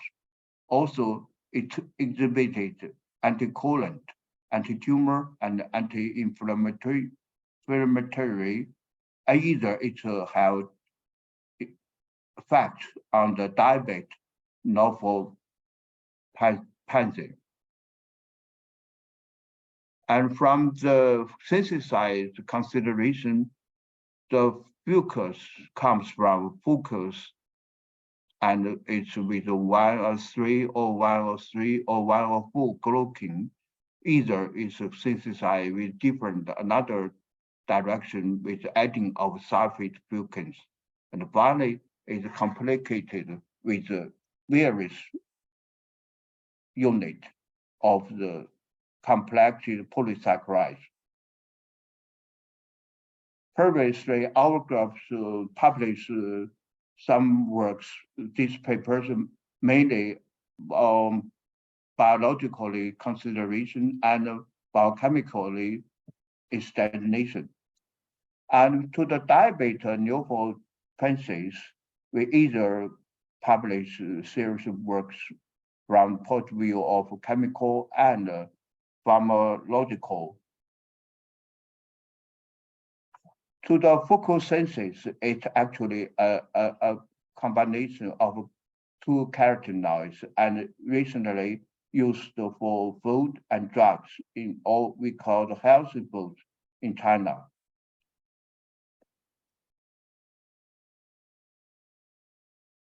While to the polyphenols in the brown seaweed, it has multiple functions.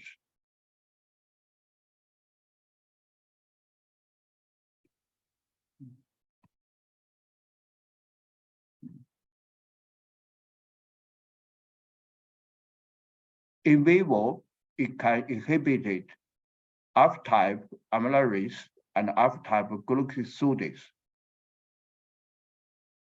And in vivo, it have impact on the hypoglycemia, on the thyroid isolation and beta cell function. Besides, it have moisture and whiteness characters and can contain antioxidation components such as DPPH and OH residues, and have reduction ability and rapid pre-oxidation. And this can be used for the cosmetic, such as it contains inhibitors for the trypsin and the inhibition impact for the medicine formation. While to the last one is we call carotene and agar-like oligosaccharide. It will also use for food and cosmetic because different types of red algae, such as Chondrus, Carbaphyca, and Cuma, have different type of carrageen, especially the most used in Philippines and Malaysia or Indonesia for key types or lambda types were very, very used often or popularly. Recently, we conducted some work on the enzyme degradation with carrageenases because it is isolated from different bacteria and for key type carrageenase or lambda type carrageenase. And this was products with combined uses of different types of carrageenases. We can obtain the oligosaccharides and conduct afterwards comprehensive utilization of Carbaphycas by the cellulase and combined key type carrageenase. To the applications of seaweed products so far, there are many actual products we development. Certainly, this was actually conducted in the seaweed enterprise, food or materials in process, such as seaweed daily fiber for clothing, drink, and medical materials, and cosmetics such as masks, and some biostabilizers used for land plants, or some healthy foods we call the functional food used for ordinary people for daily life. In the past, actually, there are very popular techniques and very popular foods we use from the kelp or the liver we use for the seaweed soup, for the sushi, for some instant salted kelp food. And in recent years, there are huge of good companies which they develop many techniques and conduct some instant food and some instant store or prolonger food. For example, with the new development of technology, they use the kelp and use for manufacture the seaweed noodle. And with that, you can contend with some fresh and natural preservation materials. They can be advised to the market, and either to use these materials for seaweed instant soups for rapid change and for customer to the society. These were new functional compounds, both from the instant noodle or some seaweed powder, balkawa, and some seaweed soaps. While for seaweed dietary fiber were development from laminaria and undaria, they manufacture different types of foods. To the nori, we already are actually processing of seaweed products from the first or second processing. And these were the products which were sold to the international or worldwide markets with a high need. And so far, the total world value is about 10 billion US dollar, and China occupy about 1 billion US dollar for liver products. While for seaweed fertilizer, previously, for example, in Europe, in Scotland or Ireland, about over 60,000 tons and 3,000 tons were from these two species for Ascophyllum and Laminaria hyperifera, and it was mainly used for ground growth regulator due to high content of beta-beatins. And so far here in China, there are over 3 seaweed fertilizer enterprises registered in the governmental agency and can yield different types of seaweed fertilizer. For example, for the stimulation the roots, branches, and for maturing some fruits such as grape and apples.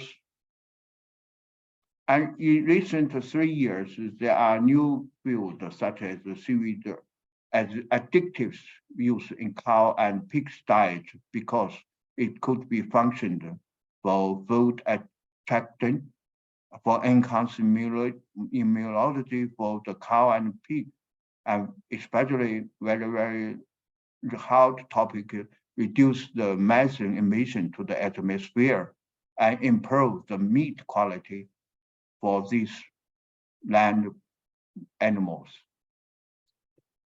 And another case is used for seaweed cosmetics and biomedical material. It's already merchandised and sealed in the market. And finally, for new drugs development, as I introduced initially, there are so far 2 main marine drugs, which all from the seaweed. One is FPS, fucodine polysaccharide sulfate. Another is PPS, called potassium polysaccharide sulfate. And it was get a government registered certificate. For the Aga and Karagin, it's in Fujian province. Actually, they are huge products, and they extract many different types of argin and cargin, and either use a daily fiber and either for recent year for the capsule usage, because for the Muslim tradition, it needs these types of capsule without any additives from animals. And this were very positive for the Southeast countries, especially for the Muslim markets. Problem. Actually, even though we conduct huge work, both basically and in price size, even to the merchandise product, it still needs to judge the seaweed resources for guarantee the food safety if we use for food. Because in these 10 years, our central government and local government are very, very aware of these issues. Food safety is very important. Second, full utilization of seaweed is another question because it's very hard to extract only one component from the seaweed. So we need to extract full utilization techniques for complicated usage of the material. Third one, the extraction techniques and application improvements are still highly needed in the future. And to the perspective, we think it's not only applied in food field, but also in biomedical or other field. So, for example, the cargin-like components are still in use for dietary fiber, for meat industries, and the high qualified agarose preparation and application in molecular biology is a cutting-edge topic in this field because of the high qualified agarose. The problem, I think, still not be solved completely. For agriculture fertilizer, for their application for land plants, I think there still existed a lot of problems, and people should encourage do the more wide application for land plants. We should enhance the seaweed extract as addictive in diet for cow and pig. And this was very, very hard in European field, and we are now seeking the partners in the worldwide, especially for European countries. Finally, the regional and global cooperation are highly required. For example, we still strengthen our collaboration of partners in the Southeast countries. Finally, I should extend my thanks to the ANI for UPV in Philippines, Global in Indonesia, and Japanese partner in Hokkaido, and some Chinese partners in Ocean University of China, and Dalian University in China, and our institutes. And especially thanks to some good and big civil companies in China, such as Shandong Gaolü Fishery Limited Company, Jiangsu Yanchun Heavy Fishery Company, Qingdao Bright Moon Seaweed Group, and Rizhao Jiejing Seaweed Group, or Fujian Jingyang Seaweed Group. Either I should extend all my thanks to my students or assistants in my team. Finally, thanks for your listening.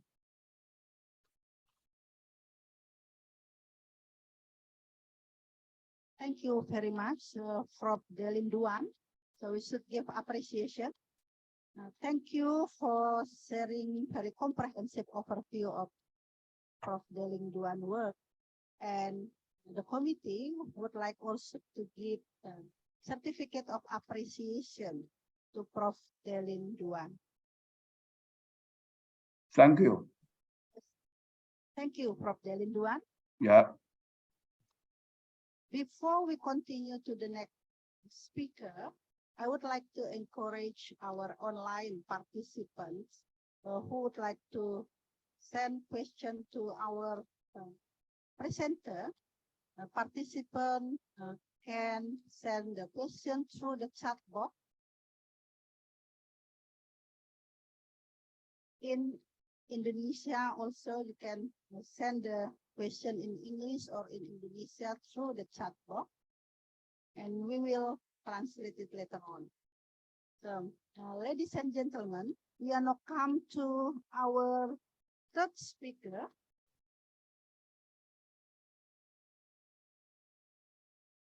Dr. Victor Nikijulu. Dr. Victor, are you here with us? Yes, I'm ready. Thank you very much. So I will also give a very brief introduction of Dr. Victor Nikijulu. Dr. Victor Nikijulu was the former Director General of Fish Processing and Marketing of the Indonesian Ministry of Marine Affairs and Fisheries.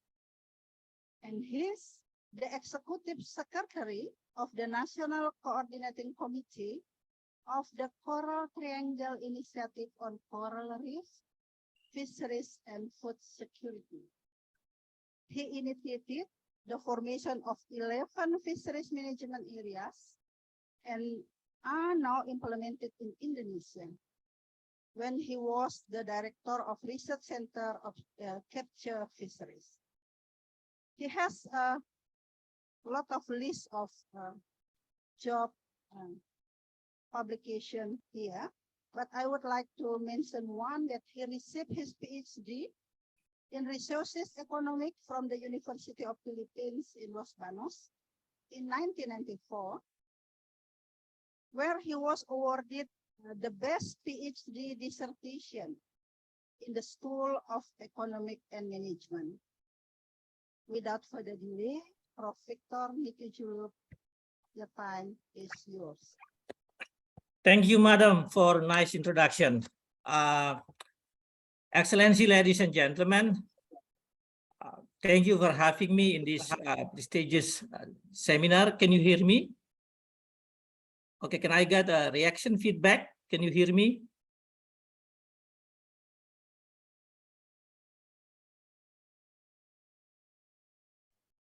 We can hear you very well. All right, very Dr. good. Victor. Can someone help me to present my PPT, please? I have shared my PPT materials to the organizing committee, and can someone help me to show it? Yes, Pak Doctor, we'll share the PowerPoint for you.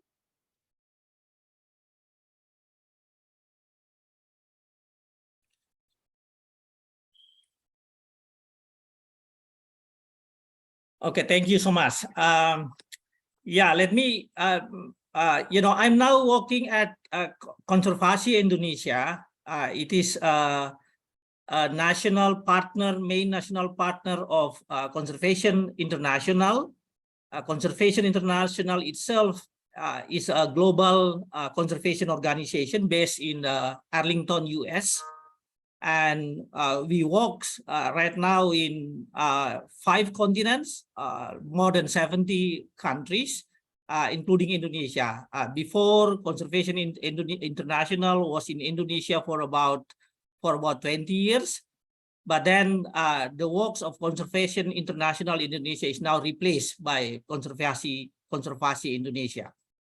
Again, thank you so much. I will share with you, ladies and gentlemen, Excellency, I will share with you a new concept that is recently developed by the government. Sorry, I got a feedback. I hear a feedback.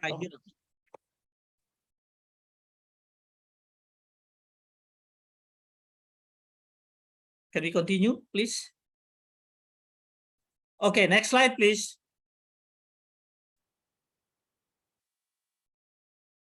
So, as you can see from my title of presentation, the title is about Blue Halo as concept, which is basically an integrated approach of protection and production.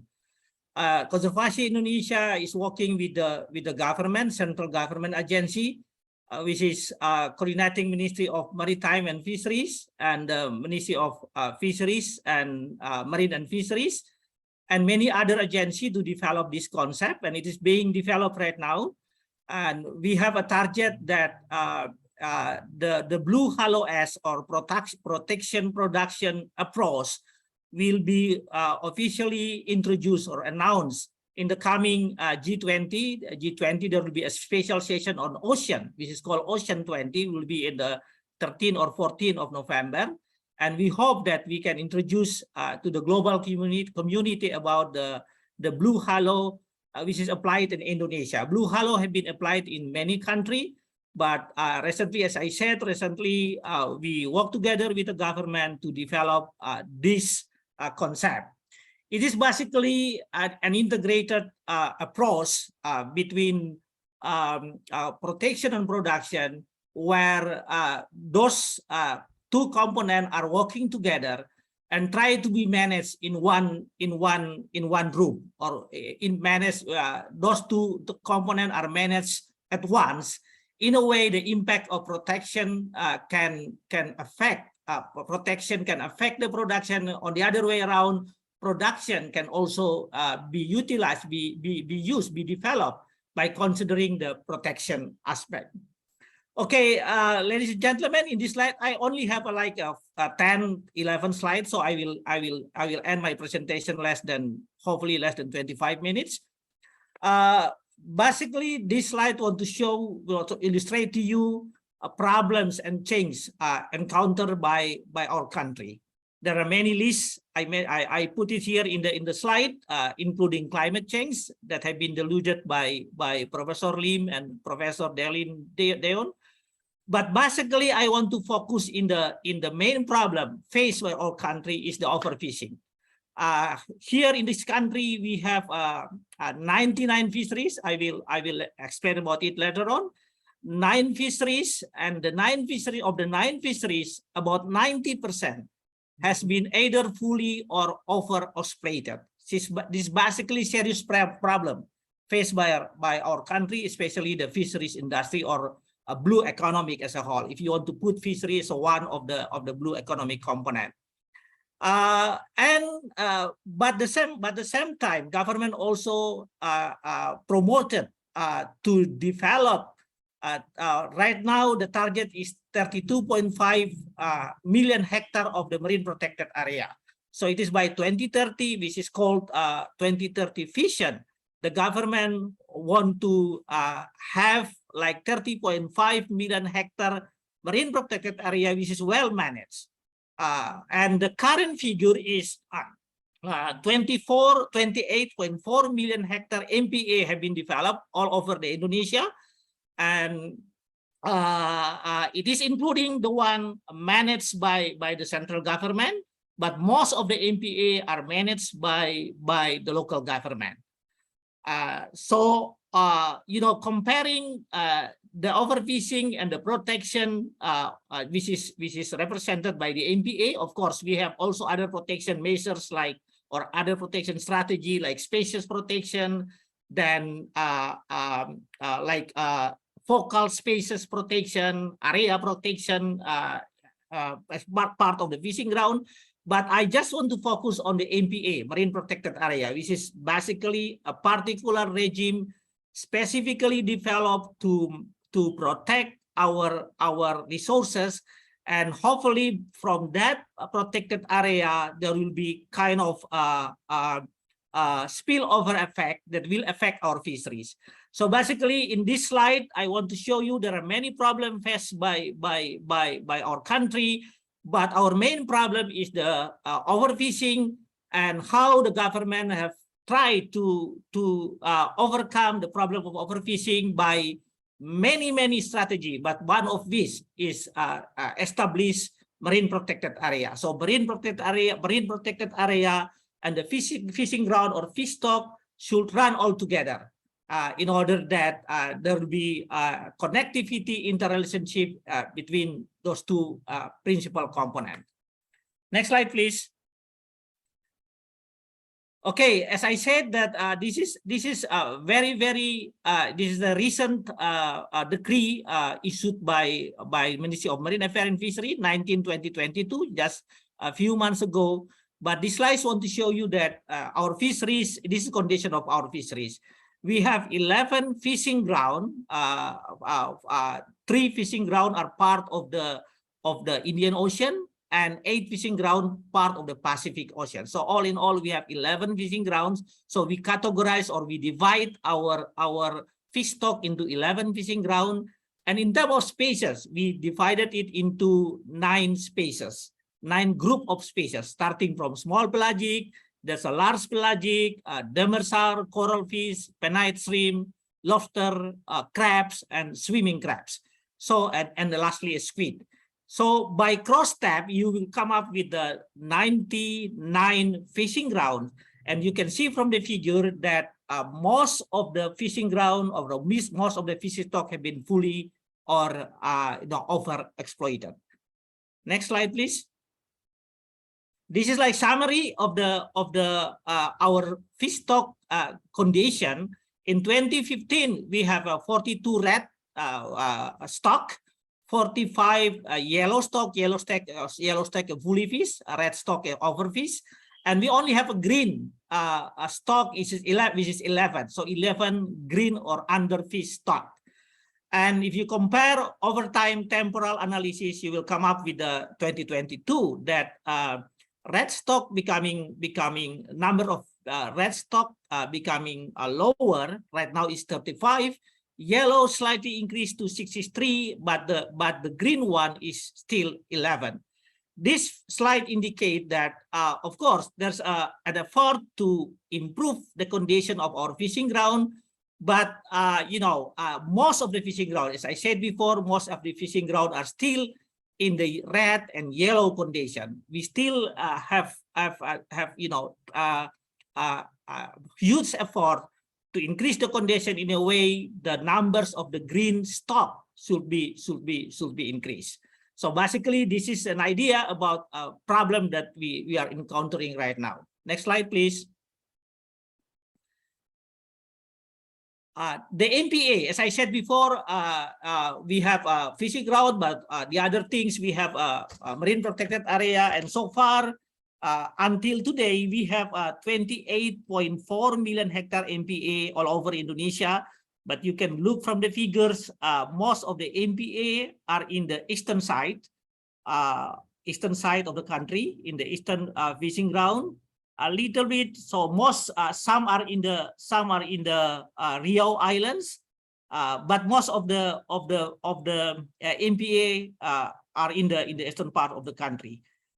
You can see the distribution of the MPA by the fisheries management area, and yeah, most of those are in the eastern part, in the province of Papua, Maluku, and in East Nusa Tenggara. We have like 3.2 million hectares of MPA in East Nusa Tenggara, which is cover this part of the Sahu Sea. But this number of MPA, this is I took the slide from Dr. Firdaus from the Ministry of Marine Affairs and Fisheries. One of his slides is mentioned that basically the numbers of the MPA2 is too low. It is only few to provide the impact, the significant impact. It is too low to protect the habitat for fisheries. Of course, we need more space and more protection. And there's one benefit that can be derived from this MPA is developing of the ecotourism. Basically, this slide just want to show that even though we have an MPA, but the numbers of the MPA are too small, the management accommodation is not so well in a way that the MPA can impact the fishing ground or fish stock. Next slide, please.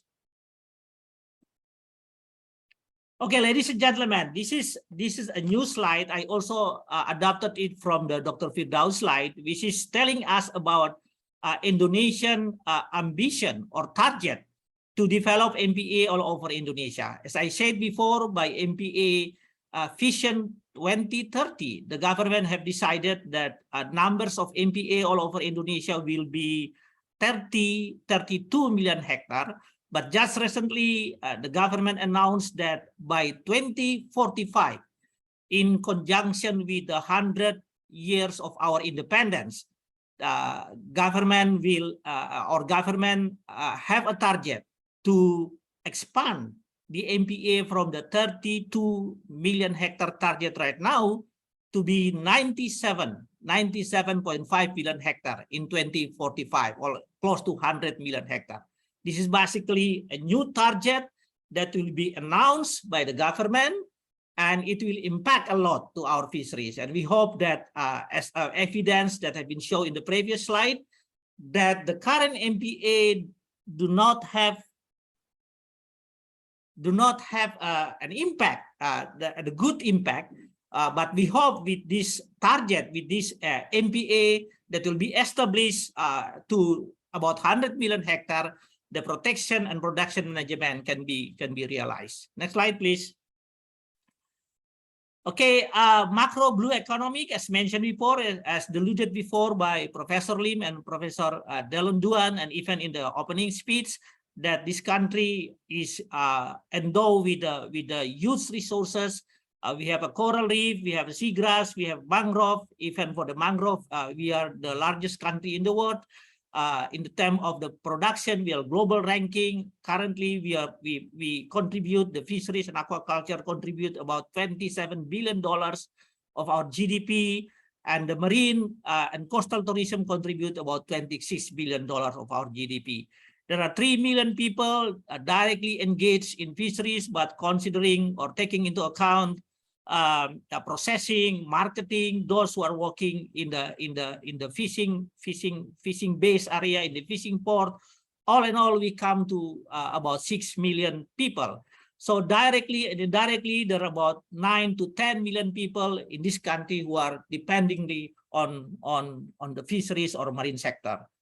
Of course, Indonesia have also other target of developing like tourism, developing of other sectors that are dealing directly with the marine ecosystem. Next slide, please. Yeah, there are 4 pillars just recently introduced by the government in connection with the blue economy. Blue economy itself is one of the pillars, but other things you can only have blue economy if you have other pillars to construct the development of the marine sector as a whole. So I call this like a macro perspective of the sector of the blue economy in Indonesia. One is the blue health. We hope that we can have we will have a sustainable management mechanism to manage our resources, which is basically providing income and livelihood to our people. But then we need blue innovation. So science, research and science, monitoring part of this component, blue innovation. Our main issue is how to harmonize effort to promote the blue science and technology. The third one is the blue economy, has been discussed before, the component of the blue economy. But basically problem that we are facing right now is the lack of capital, lack of innovation, business model that are dealing directly with the development of the blue economy. And the lastly, but more important one is the blue finance. Blue finance is another pillar. And if you just depend on the state budget and there's no enough room, fiscal rooms to develop the blue economy, so we need kind of financial structure, new structure in a way that all the blue economic component, the blue health component, and blue innovation component can be developed. Next slide, please. Of course, this is basically based on the previous slide, based on my previous explanation, and then we come up with the idea of the blue halo.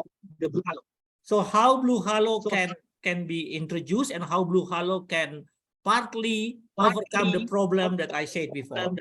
So what is the blue halo? Blue halo is consists of the two main component. Blue component is basically protected area, marine protected area, but it also includes protected mangrove, protected seagrass, protected spawning and nursery site or nursery ground. And we have the blue halo in a particular place, and we have the impacted fishing stock. So fishing stock or fishery which are affected or influenced by the condition of the blue component. So you have the inner circle. If you look at the slide, you have the light blue circle, which is basically the protected component, and you have the blue cycle. The outer cycle is basically the halo component of the impacted component. So basically, this is the blue halo that we are introducing right now, that are being worked by the government to implement it in some pilot area in Indonesia. Next slide, please. This is the extended model of the blue halo. So you have a blue component and you have the halo component. And by having a good managed and effectively managed blue component, you will come up with the fish that are out migrated from the blue component to the halo component. And it is basically the scientific terminology that we use for that is the spillover effect. So once you have a blue effect, blue halo component, and then a blue component, and then manage it properly, and later on it will affect the fishing ground. And the commercial fishing ground, if you catch and you manage the fishing ground at the certain level, at the best level, we hope that the uncatchable fish will come back to the blue component for the reproduction process.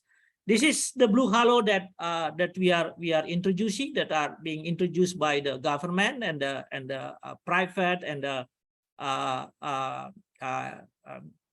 NGO like us right now, and started with the concept development in Jakarta in Indonesia, but we hope that very soon it will be applied in the part of Indonesia. Next slide, please.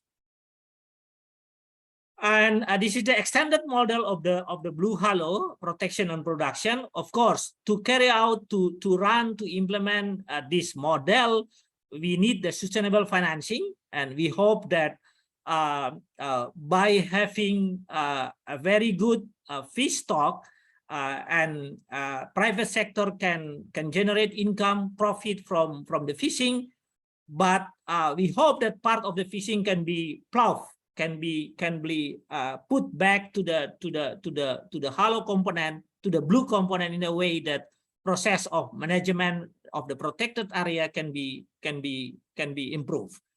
And then we have a capacity building of organization and strengthening. Of course, since this is a new concept and we should introduce the capacity building, global and regional outreach. We are now working not only in Indonesia, but also we are working with some agency, global agency, international agency, even with the international private sector to introduce Blue Halo, as the concept have been developed in several countries, such as in the country in the Pacific. We hope that we can learn also from those countries, and what the good things that can be learned from there, we can bring it to Indonesia and adjust and develop our system in Indonesia. Of course, part of the Blue Halo component you may see in the figure is the social economic empowerment, especially for the micro, small, and medium enterprise. Next slide, please. Like a takeaway from this short presentation. This concept, as I said, is being developed right now, but we have started gather data, scientific data, in order to prove that there is a relationship or connectivity between protected area and the fishing ground. We just finished a study carried out or led by the University of Patimura in Ambon and the University of Nusa Cendana in Kupang, to carry out study in the 3 fishing ground, Banda Sea, Seram or Sea or 714, 715, VPP 715, and the Arafura Sea. Basically, we want to collect more data in order to show that there is a relationship or connectivity between fishing ground and protected area. So what we need is those kind of data will show later on, or will give a feedback for us how much we should, as I say before, plow back profit that can be generated from fisheries to manage or to finance the blue component. So we need more science, and we hope that this science component can be led by the university, especially to show the impact of the protected area in East Province. We hope that state university in East Province can develop this study, scientific component, not only in the research, but also in the curriculum development. Right now, we develop Blue Halo S101. It's a basic concept of the Blue Halo. And we have carried out like a seminar discussion in order to design a Blue Halo S101. It is basic course 101 curriculum. A policy component of Blue Halo S need to be framed by disentangling the existing rule and regulation. We have the existing rule and regulation right now, and based on those regulations, we will derive the concept of how to implement the Blue Halo. No need to have we don't need to have a kind of regulation at the low level or at the national low level, but what we need is kind of presidential order by which implementable rules and regulation at the ministerial level and at the DG level can be passed, can be issued as a basis for the Blue Halo implementation. As I said before, not only government, right now we are working together with the civil society organization, including our organization, Conservation International. And at the global level, this idea have been introduced by our leaders, by our ministers. And right now, there's a positive sign that many international organizations also pay attention on this and want to participate in the development of the Blue Halo S in Indonesia.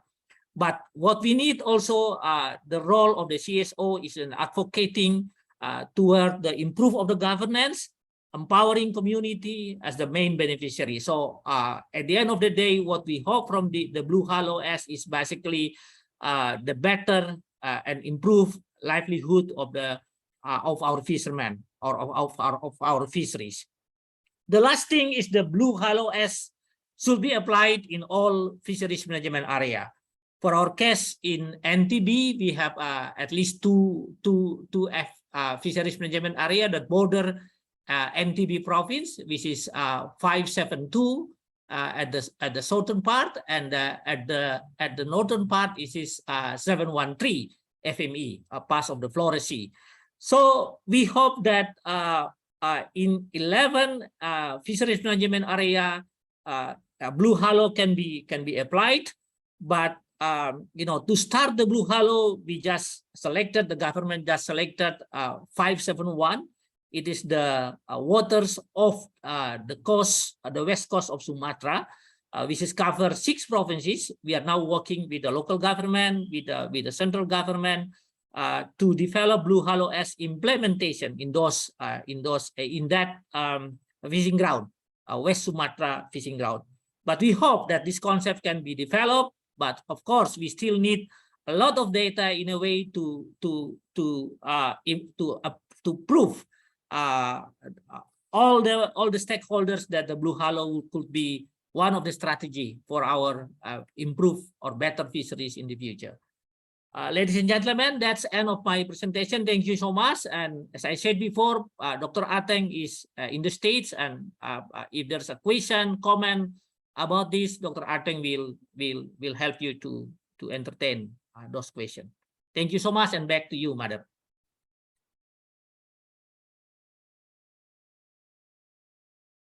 Thank you very much, Dr. Victor, for very interesting presentation. Again, the committee would like to send the certificate of appreciation for Dr. Victor Wiki Julu. Thank you. Dr. Victor. Thank you very much. Ladies and gentlemen, we have come to, we should move to the next session, which is discussion. There are already some questions in the chat box, but before I invite the presenter to answer the question, I would like to invite 3 questions from our offline participant, please.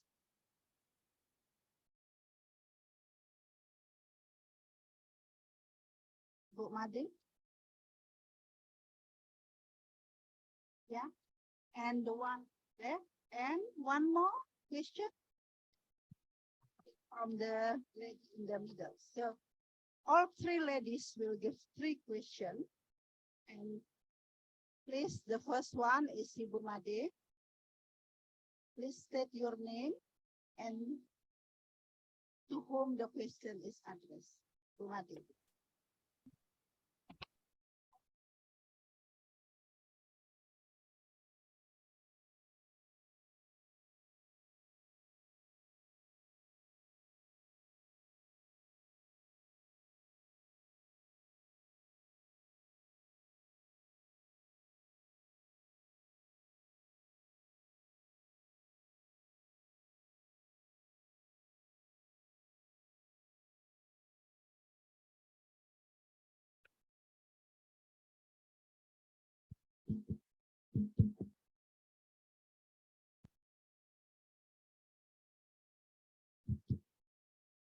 Thank you very much, Dr. Alam, for the opportunity. So my name is Made, and I would like to ask a question to Professor Jalil Duan. It is very interesting topic that Professor has delivered to us. So one of the highlight that is really interesting for me is the prospect of using seaweed as an additive in a cow and pig. So I would like to ask you more. Would you please inform us on how seaweed in relation to livestock is used or applied in China? That's the question. Thank you. Thank you, Bu Made. Next question, please.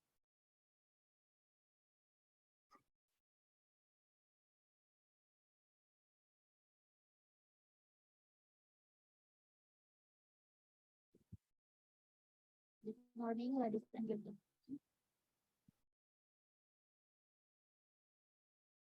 Thank you, Dr. Alun as moderator for the opportunity. My question to Prof. Delinduan. My name is Hasriatan Fatmi. I'm fresh graduate of Biology Department, Faculty of Mathematics and Natural Science, University of Mataram.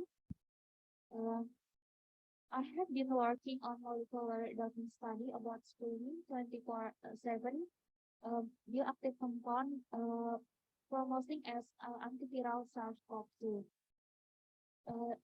My result is there are 6 selected compounds that have promoting as SARS-CoV-2 antiviral such as fucosantin, cifosantin, and lambda-carrageenan and alpha-carrageenan. But from the result, lambda and alpha-carrageenan have molecular weight is up to 500 Dalton. It means from the reference that the molecular weight is up to 500 Dalton is hard to pass the cell wall. My question is, it is possible to depolarize molecular carrageenan molecular weight become a smaller molecular weight. This my question. Thank you for your kindness, Prof. Delinduan. Thank you. Thank you, Patni. And the next question from the lady in the middle. Please state your name and to whom the question is. It's my answer first for the 2 questions, and they are very, very good questions. I think I just try to answer briefly for the second one. First, it's really right possible for the researchers, I mean indoors in the labs, for both chemically and enzyme measures to dissect the polysaccharides from the carrageenanoids such as incuma and carbofica. And if you want to do the works, I suggested it depends on your preference. You can first dissect it in, mechanically is maybe more feasible for some researchers, but it will depend on the usage of these oligosaccharides. However, if for enzyme digested polysaccharide or oligosaccharides, you can be used the enzyme method, or you can use in combined way for these, the final substance you prefer to obtain. It's okay?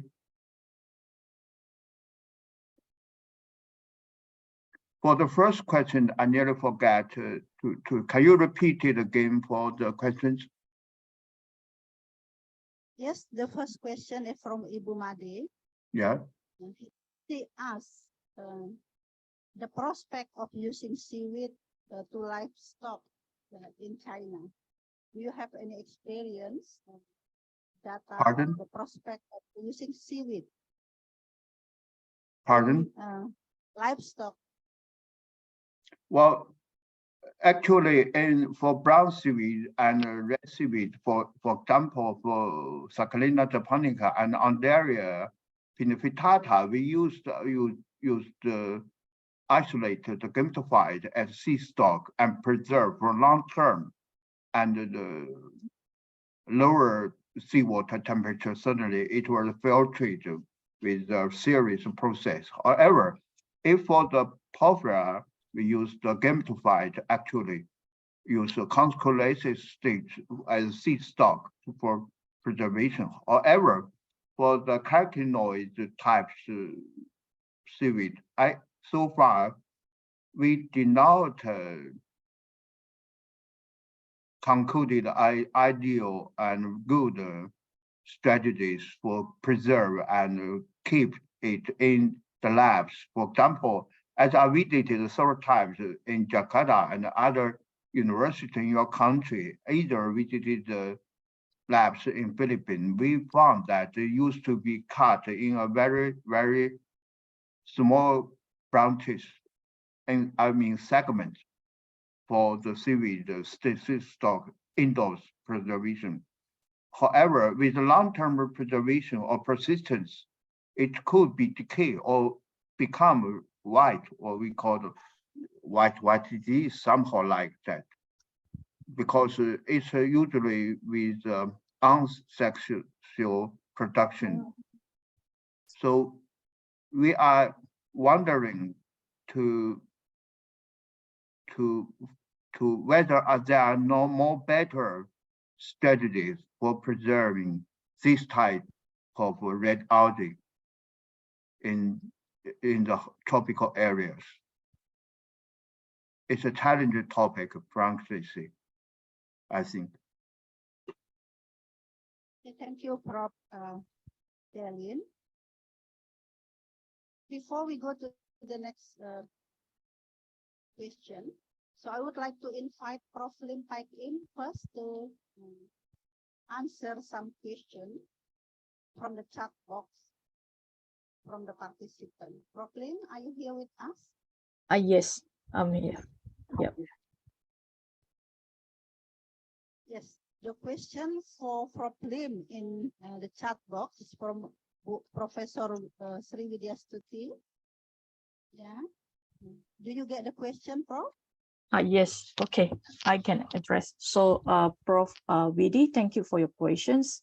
You are raising the important issue of the metal contamination of seaweed in general. I think when we talk about seaweeds, I mean, besides they are good food resources and high in minerals and nutrition, but they are also another aspect that we have to pay attention to, because they are a very good bioabsorber. So means that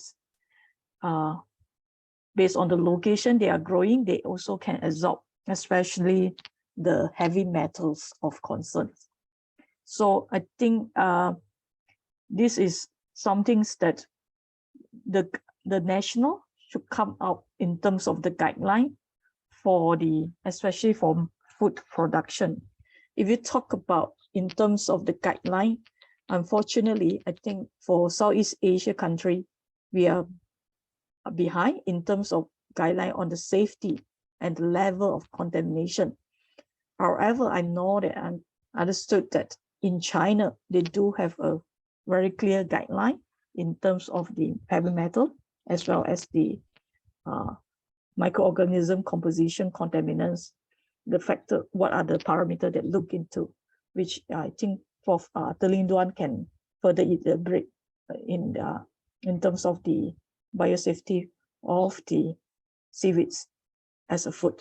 Yeah, I think we need to develop for our own sets of food safety guideline for our tropical species. Yeah, that's all. Thank you. Yeah, and the second question for Prof. Lim is from Padmi. Her question is, how the seaweed industry could sustain from the impact of climate change? Prof.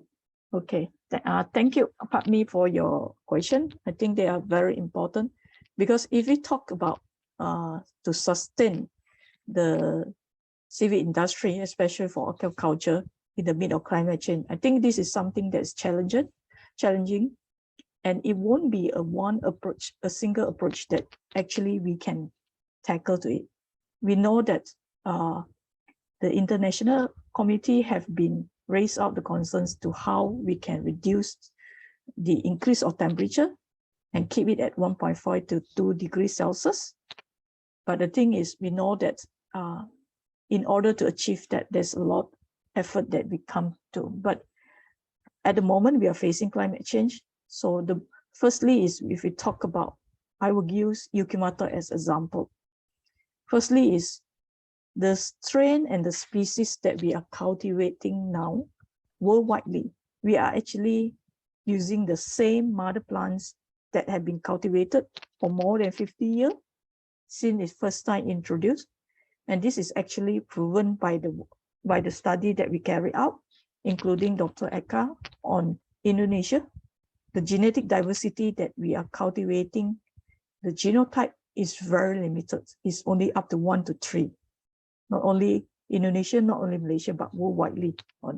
So when you talk about low genetic diversity, it means that if they are facing any challenges in terms for growing, it is easy to be affected and can be wiped out easily due to any disease or impact from climate change.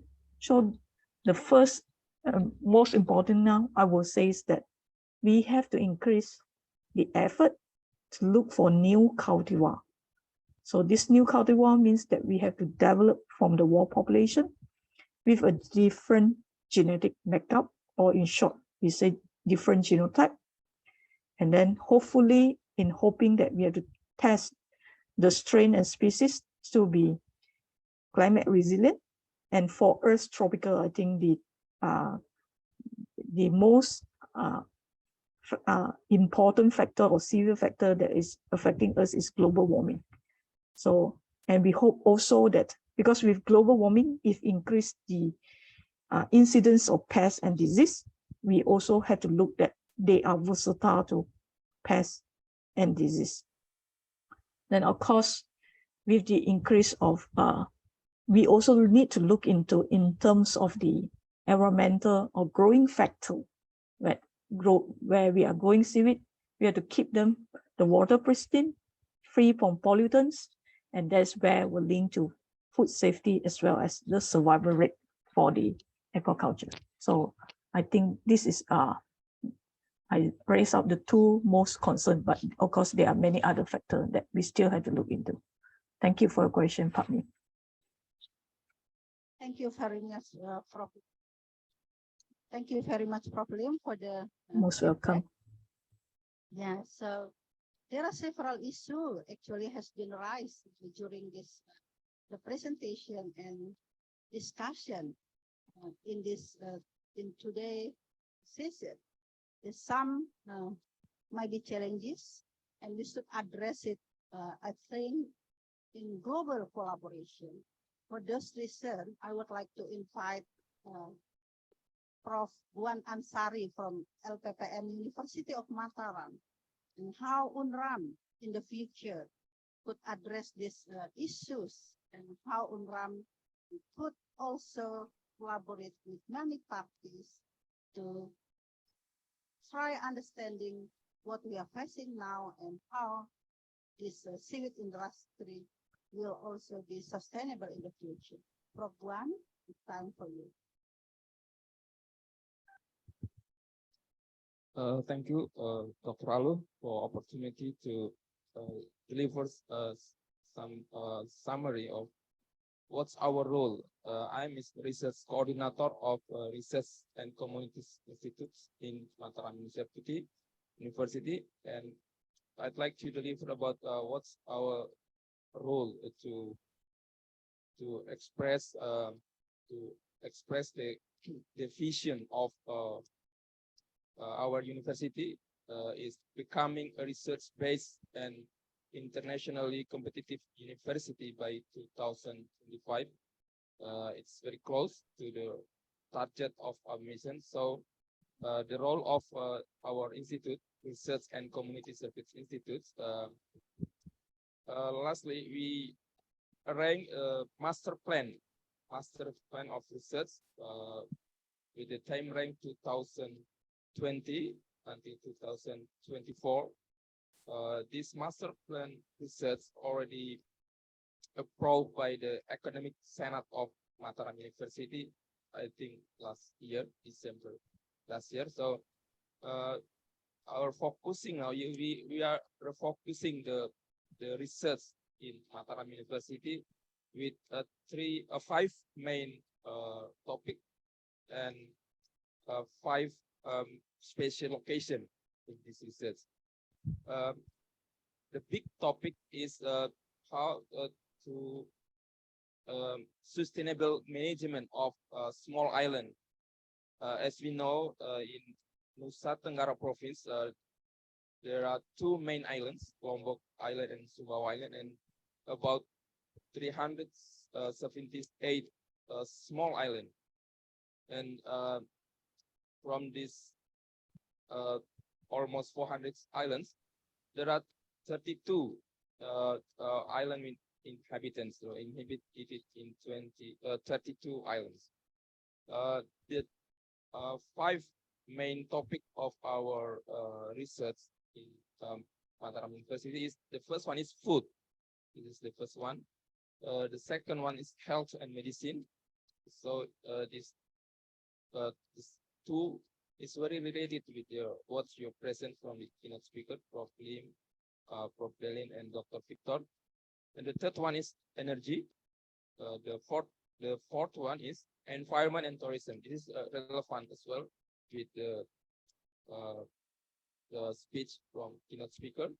The fifth one is education, social and economy, law and humaniora. So this covers, I think, very related with the topic from Dr. Victor or Dr. Ateng next. And there are five locations. There are five locations we are focusing in the next 4 years of Mataram University research. The first one is Geopark Rinjani. This is the special location we focus research. The second one is Mandalika. It's very famous with the location of circuit Mandalika. This is the south part of Lombok. This is economic zone exclusive. The third one is Alas Hijau Straits. This is the strait between Lombok Island and Sumbawa Island. We said Alas Strait. We are focusing as well in this location. And the fourth one is Samota area. Samota is the acronym of Saleh Bay, Moyo Island, and Tambora area. This is in Sumbawa Island. We are focusing as well in this location, special location, Saleh Bay, Moyo Island, we call Samota area. And the last one is Sakosa area. This is the acronym of SAPE, Komodo. Komodo is Nusa Tenggara province, and Sangiang. Sangiang is the volcano in Sumbawa Island.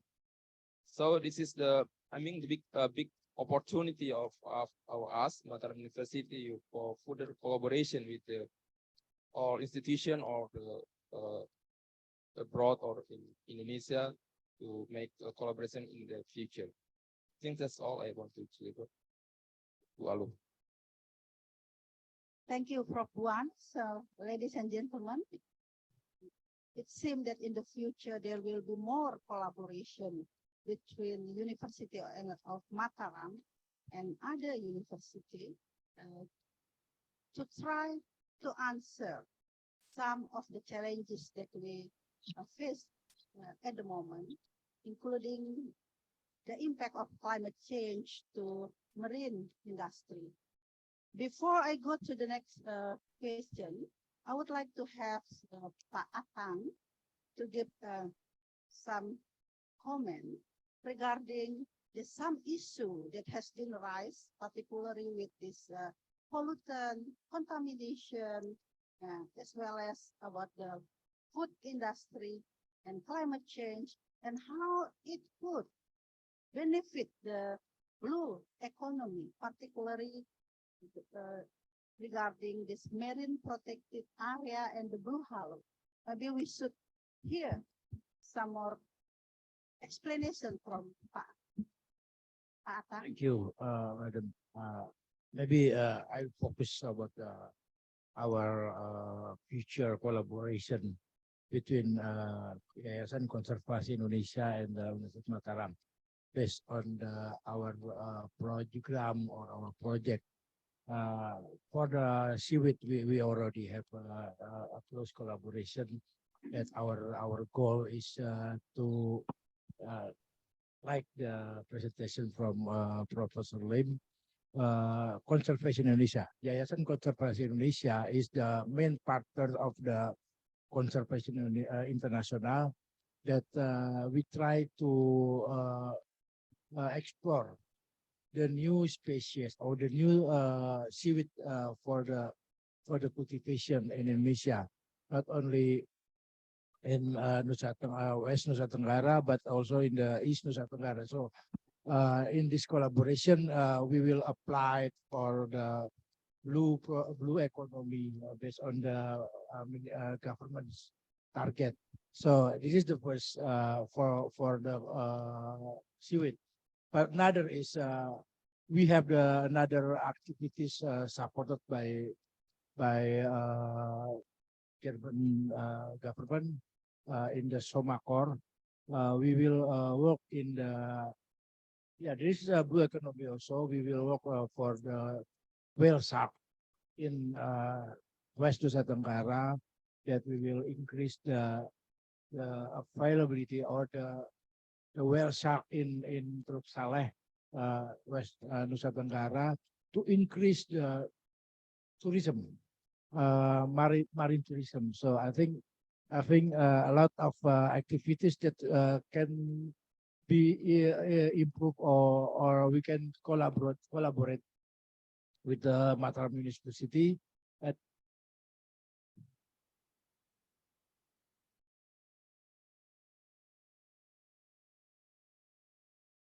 Not only on the seaweed or blue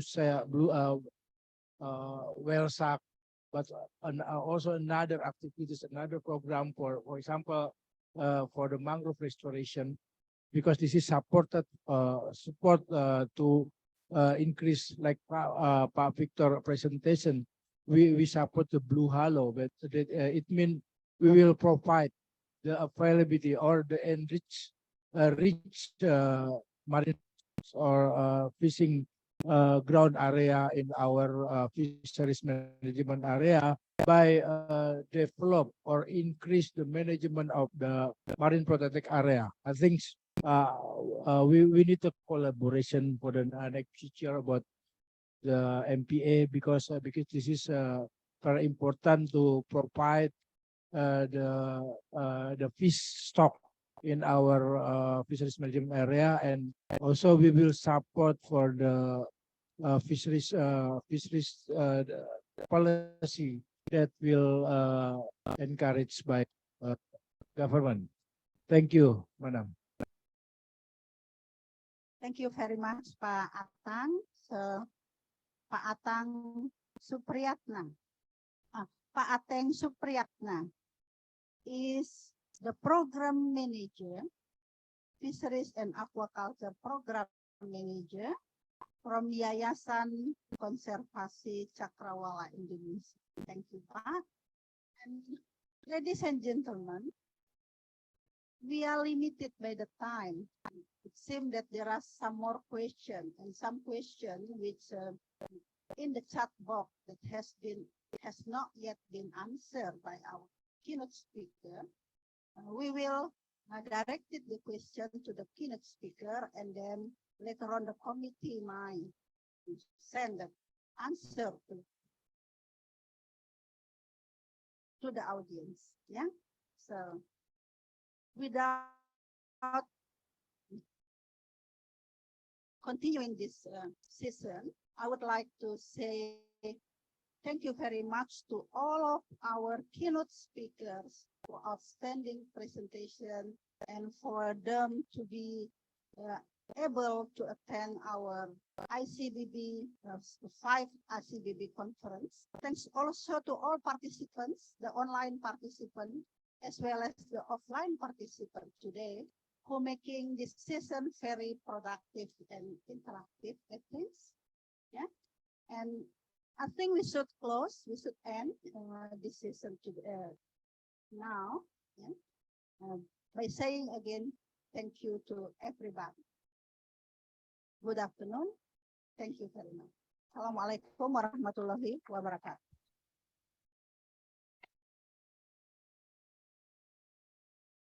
Saya kembalikan ke Kuntilda.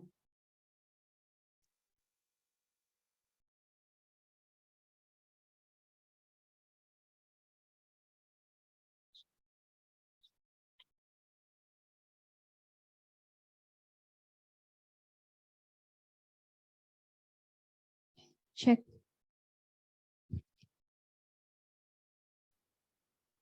Thank you very much, Professor Lim Pek Im. Thank you very much, Professor Duan and Dr. Victor Nikijulu, for such informative and insightful presentations. And thank you also to Prof. Buan and Prof. Ateng for joining us in this session. And thank you, Dr. Alu, for leading the session. Thank you very much. And ladies and gentlemen, we are now holding a lunch break. Okay, and for those joining the second plenary session, please be noted that our session will start after break at 1:30 p.m.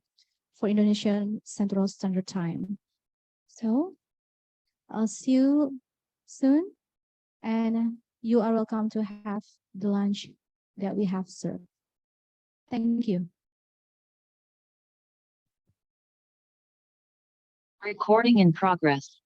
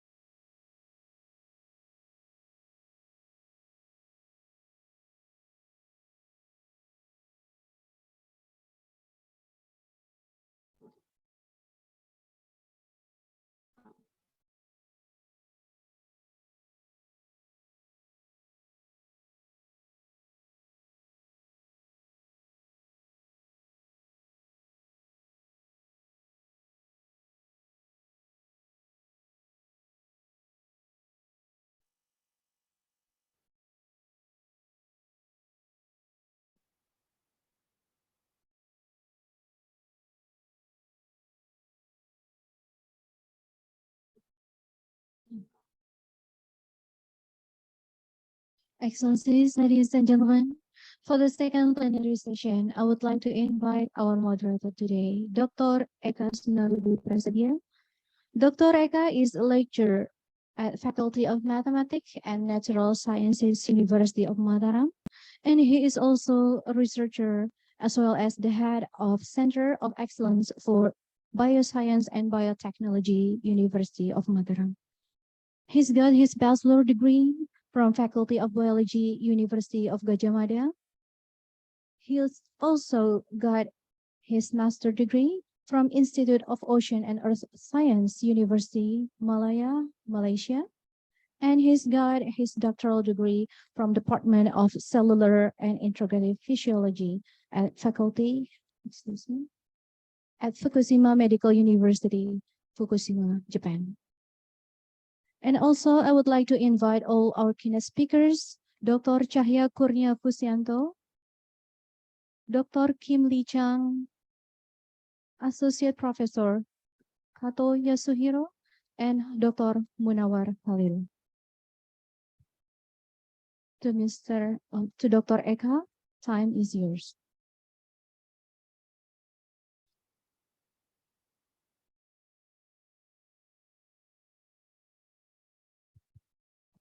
Okay, good afternoon. First of all, Dr. Cahya and Dr. Kim, Professor Kato, and Dr. Munawar Khalil, are you already in the room? Yes. I think so. Thank you. Thank you. Yes. Yeah, I would like to apologize for the delay of our program. So we should have started probably 30 minutes before, but due to we had some obstacles in the opening ceremony, that's why we started a bit late. So again, I want to apologize deeply on behalf of the ICBB committee. So just to shorten the time, and we have already run out of time already, I would like to welcome the first speaker. He is actually a good friend of mine during my bachelor degrees in University of Gadjah Mada. So Dr. Cahya Kurnia Fusianto, he got his bachelor degree in University of Gadjah Mada and continued to master's in biotechnology in University of Gadjah Mada and continued to get his PhD in University of Sydney, Australia. And now he is a research associate in the Michigan State University in USA. And he is an expert in fish diseases. And he just told me he just came back from salmon sampling. So it's very interesting. And I hope that Dr. Cahya will share some of his experiences in that field and will hopefully inspire some of our young students that who are attending.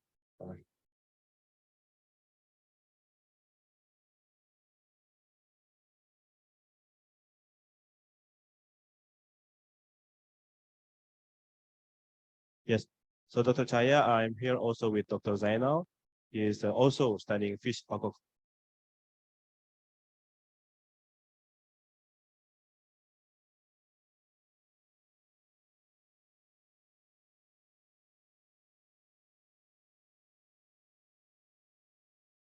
Hello. Okay. So Dr. Zainal also studied fish diseases in Taiwan and with his PhD there. And here's Professor Sulaiman. His expertise in proteomics and in the biotechnology field. And they accompany with me today in the front to probably, hopefully we have a fruitful discussion in the session 2 of the keynote session. So without further ado, I welcome Dr. Cahya to start your presentation. So please, you're welcome, Dr. Cahya.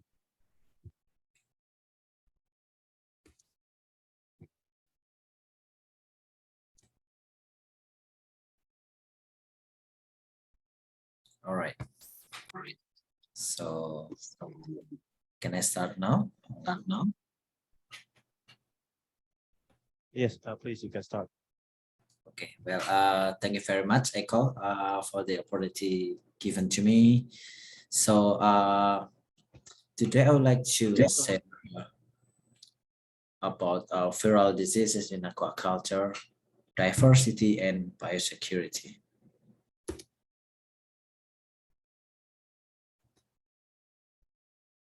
So I will start with why aquaculture is important. A human population is growing and gives pressure to global food production to increase the productivity. From 1961, fish consumption increased by 3.1% per year, while other animal protein food increased only by 2.1%. So this indicates that fish consumption is become more popular. And in 2020, from the total of fish production, aquaculture contributes about 49% of total fish production and is increasing compared to the capture fisheries, which is relatively steady or even decreasing because of some reason, can be overfishing or any environmental issues. And this data shows that aquaculture becomes the future of fish production. Now I would like to talk about constraint in aquaculture production. So the first is nutrition. So problems related to nutrition mainly regarding to how effective the food is used by the fish, or we can call it food conversion ratio. So this ratio impacts to the cost of production and the quality of the aquaculture product. Then environmental issue. This can be related to physical aspects such as oxygen, ammonia, and temperature. So, and every aquaculture community could have specific needs for these aspects. And disease. So when we culture fish in high density, then disease can be occurred because of the transmission can be easily happened and the disease can be easily multiplied. And the common disease in aquaculture are first parasite, then bacteria, and then viruses. So in the nature, usually, so it's very rare to have only one disease, usually combination or co-infection among these pathogens. And in this opportunity, I would like talk more about viruses. In order to control disease in aquaculture, World Organization of Animal Health, formerly known as OIA, released list of notifiable disease. And the criteria are, first, the pathogen can spread across the nation via aquatic animals or animal products or any other factors. Then at least one country restrict or declare zone of freedom from the disease. Then a precise case definition and at least a reliable diagnosis are available for this disease. And also the disease should negatively impact the cultured animals or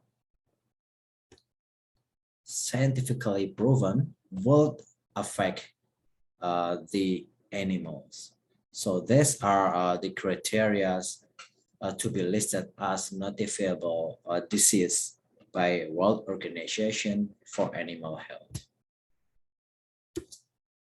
Okay, so OIA has a list of notifiable disease in aquaculture.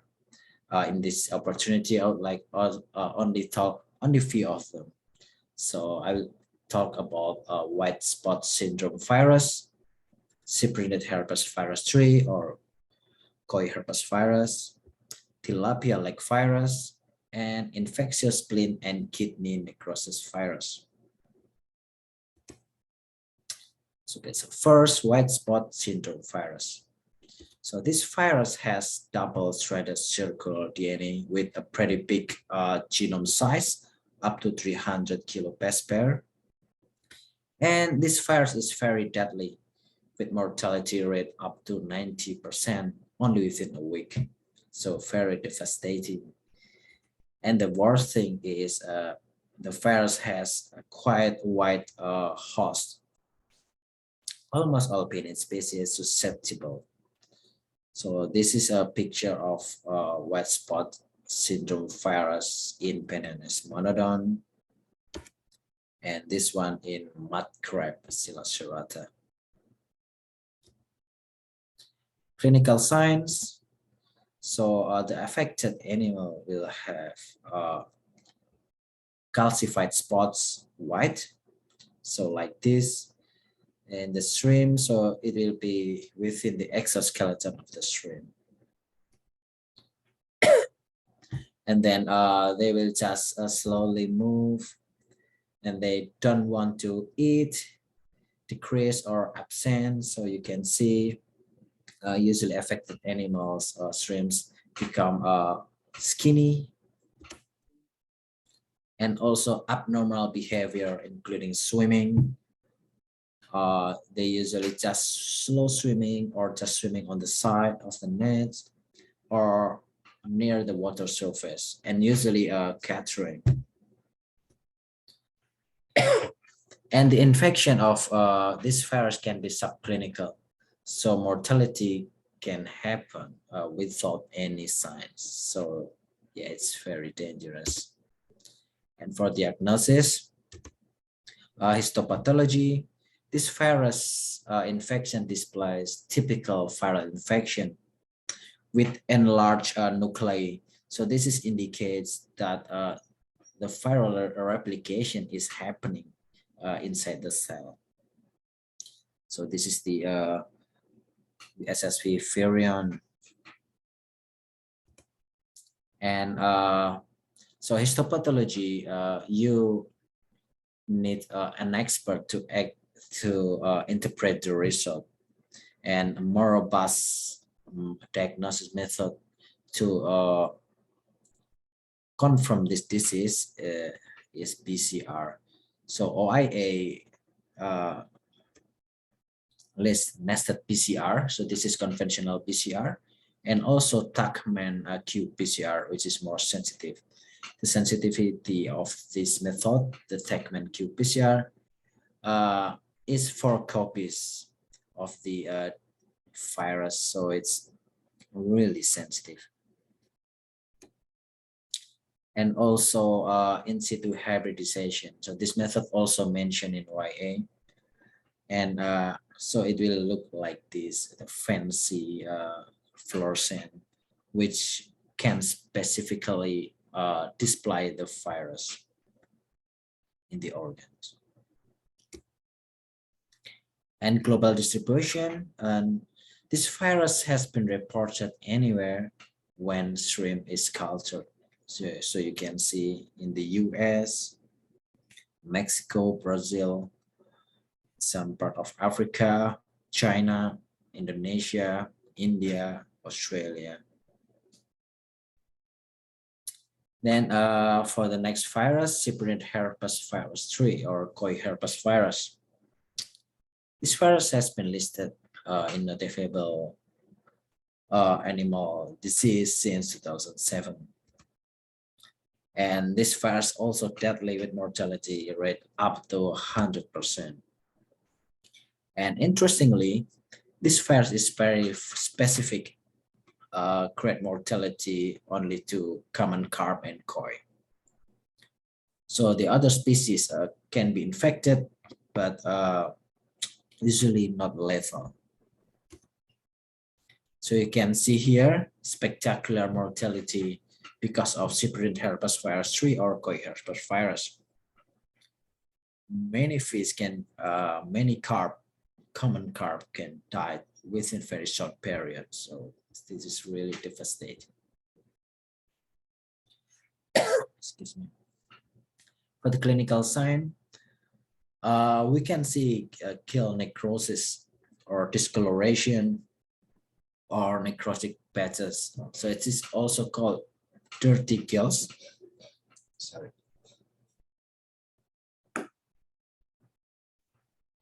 So this is typical of the coiherpes infection. They start the infection from the gill and then spread fastly to kidney, heart, and spleen.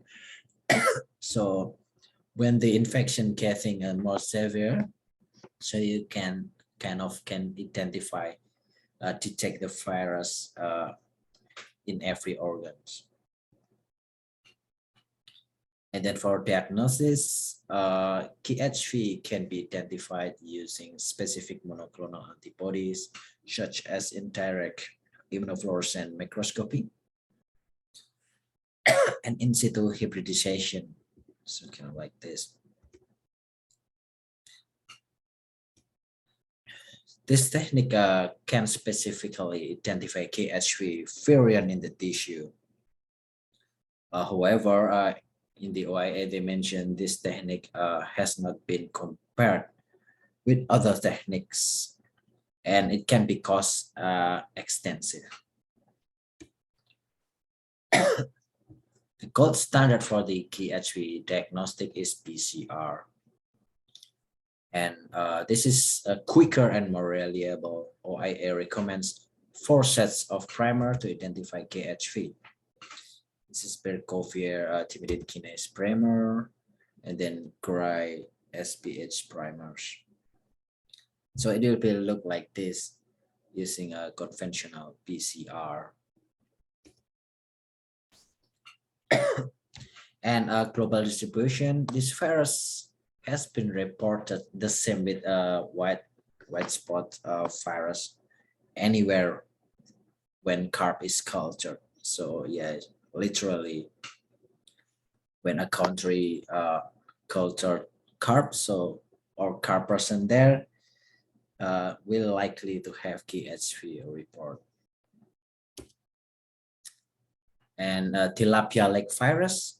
This virus is new emerging virus in aquaculture.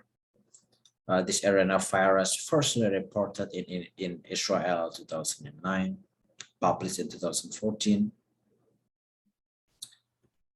And again, deadly. So the mortality can be up to 90%.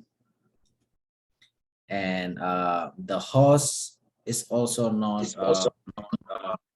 more broad, like yeah, in tilapia, of course, and giant current, and many other hosts are non-susceptible, but some of them are on the carrier. And the fish can die without any clinical signs. And research is ongoing on this topic. But usually they display skin hemorrhages and erosion, and also pale and enlarged liver. For diagnosis, so usually brain and liver are most targeted organ for this virus. And again, histopathology, they display a generic typical viral infection with inclusion body as indication of viral replication inside the cell. And PCR, of course, this is the gold standard for diagnosis. So far, they have conventional PCR with nested PCR and also qPCR to identify this RNA virus. And for the cell line, now only E11 cell line known to be effective, permissible to multiply this virus. Another techniques, which is use immunological principle to identify the particle of this virus. And again, the same. So the global distribution, this virus has best been reported when you have tilapia culture in your country. So yeah, almost everywhere is newly emerging disease. And the next virus is infectious spleen and kidney necrosis virus. Yes, CANV. So this double-stranded virus has a quite wide host range, or includes at least 39 marine fish and at least 10 freshwater fish species. So this virus can infect no matter the environment of fish, marine or freshwater. So in this cladogram, you can see SCNV has 3 genotypes. So it's the RBRV, SCNV, and RSV. They are similar but different. And then SCNV infection is reported on new host and location every year. Like in Indonesia, recently they report this virus in giant gourami and bluegill sunfish in China and giant sea perch in Taiwan. Clinical signs: anorexia. So fish become skinny, they don't want to eat. And then sometimes you got hemorrhage on the surface of the body. So like this. So this virus also infect tilapia. So tilapia, yeah, has many viruses. Susceptible. And then discoloration of the heart and liver can be occurred, and enlargement of posterior and anterior kidney and also spleen. And recently, so this is part of my thesis research. So ESCNV displays a novel clinical signs. So fish become green.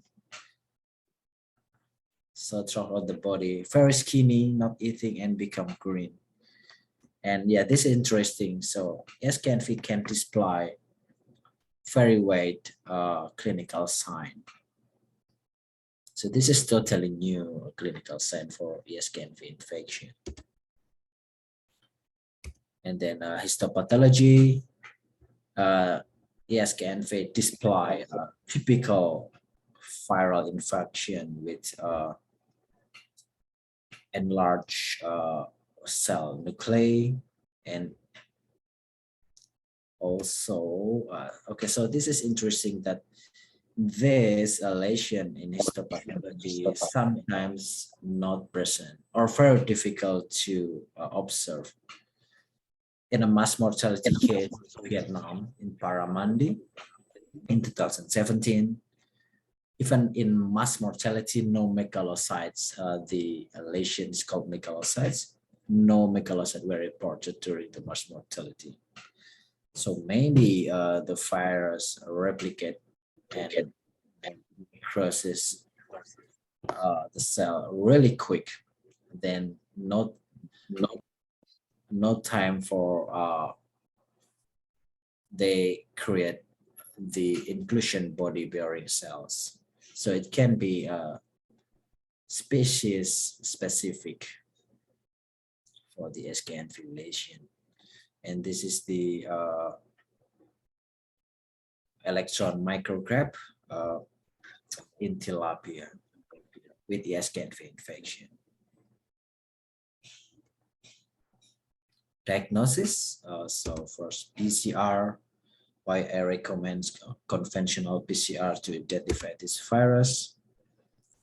And Australia has its own method using more specific PCR, qPCR, and also TACMan. So Australia also declared free zone from this virus. And cell culture. So it's actually difficult to culture SKNV. So within a few passages, they will decrease quickly. And then also this virus can be identified, diagnosis using indirect fluorescent antibody test. With monoclonal antibody, you can see kind of fluorescent thing like this, specific for the variant of the virus. And distribution. So SKNV distribution is kind of spread around the world because this virus is spreading through ornamental fish trading. And this virus can also show subclinical infection. So healthy looking fish actually infected with this virus, then spread around the world. So this is part of my research, which is interesting. So knowing that SKNV spread through fish trading, ornamental fish trading. So so we try to apply a single polymorphism nucleotide analysis at genomic level. So using this, so we could identify the origin of the virus, so they kind of group together, which is very interesting. So we could identify the origin of this is a fish, in this case ornamental fish. Okay, so far there's no effective medication to cure viral infection in aquaculture. So the best way to manage the viral infection is prevention. So part of prevention is vaccination. So I will just like briefly talk about a vaccination here, kind of type of vaccine.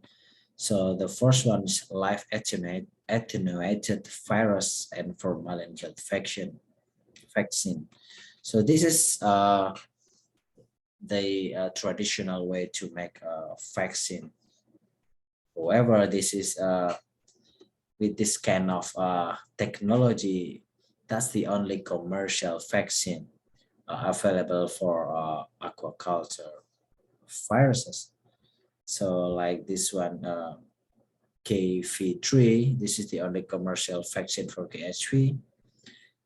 And also Aquavac irido5, this is for iridoviruses.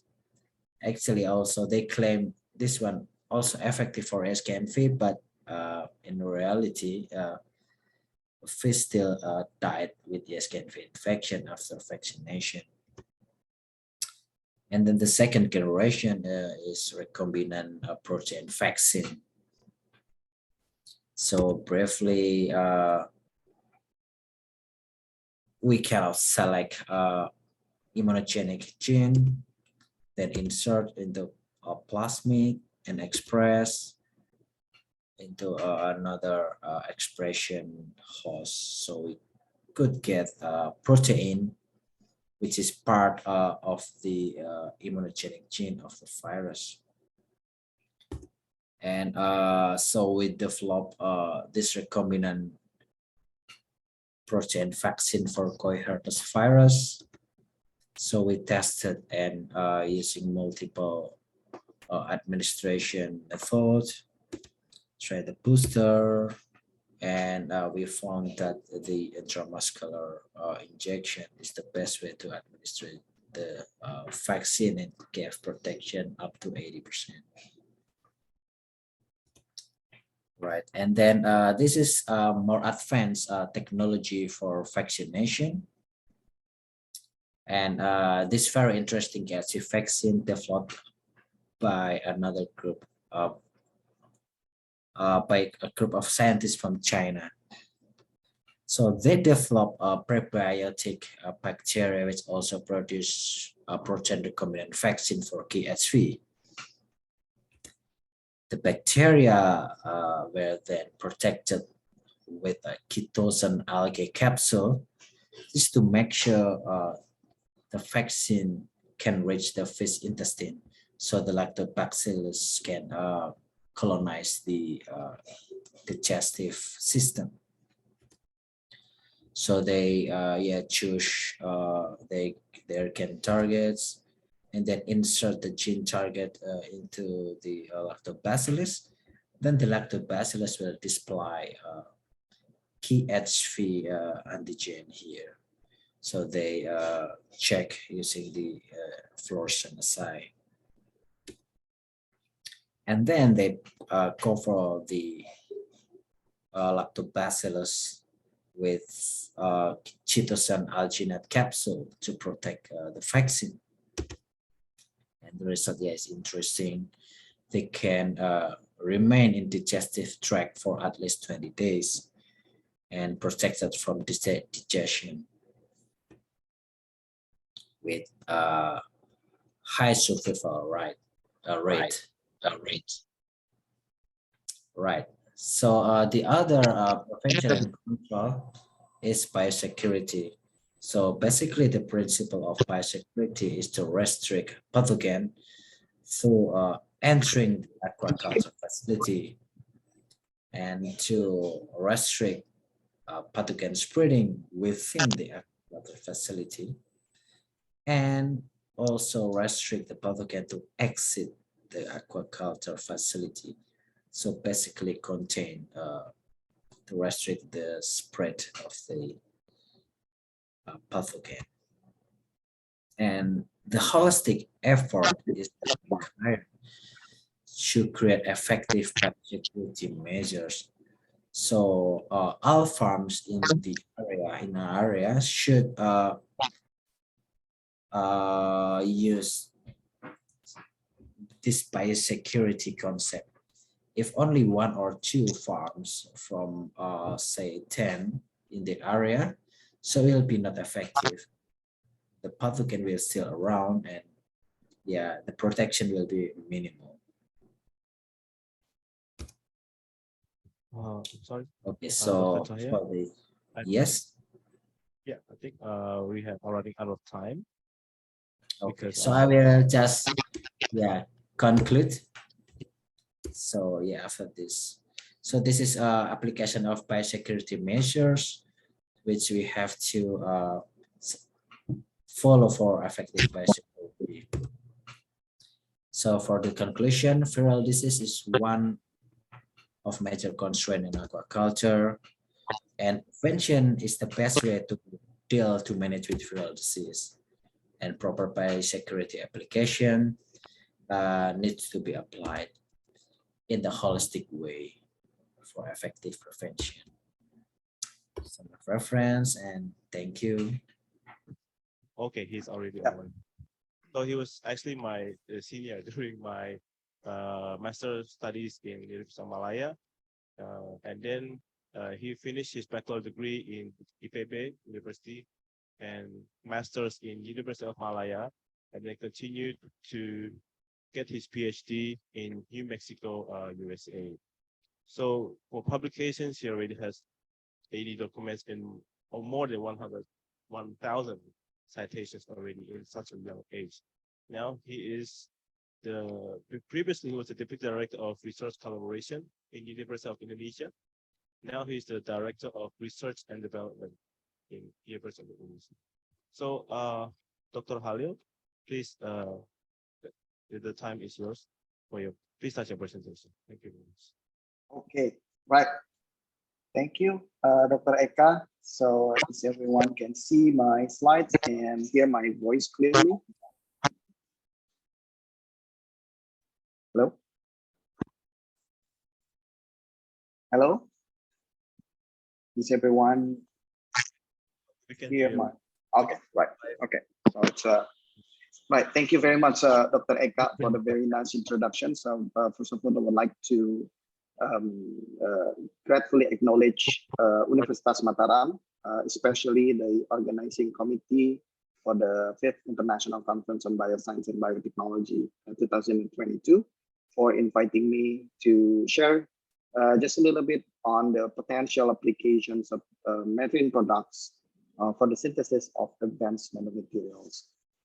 So today, what I'm going to share with you, I would like to begin my presentations by highlighting the current shift of paradigm that has been going on for the past couple of years due to the advancement of nanotechnology. So as we all know together,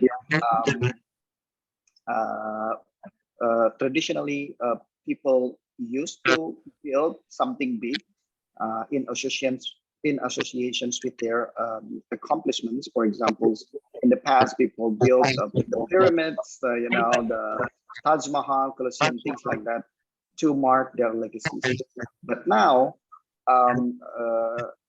with the advancement of technology, the paradigm is shifted.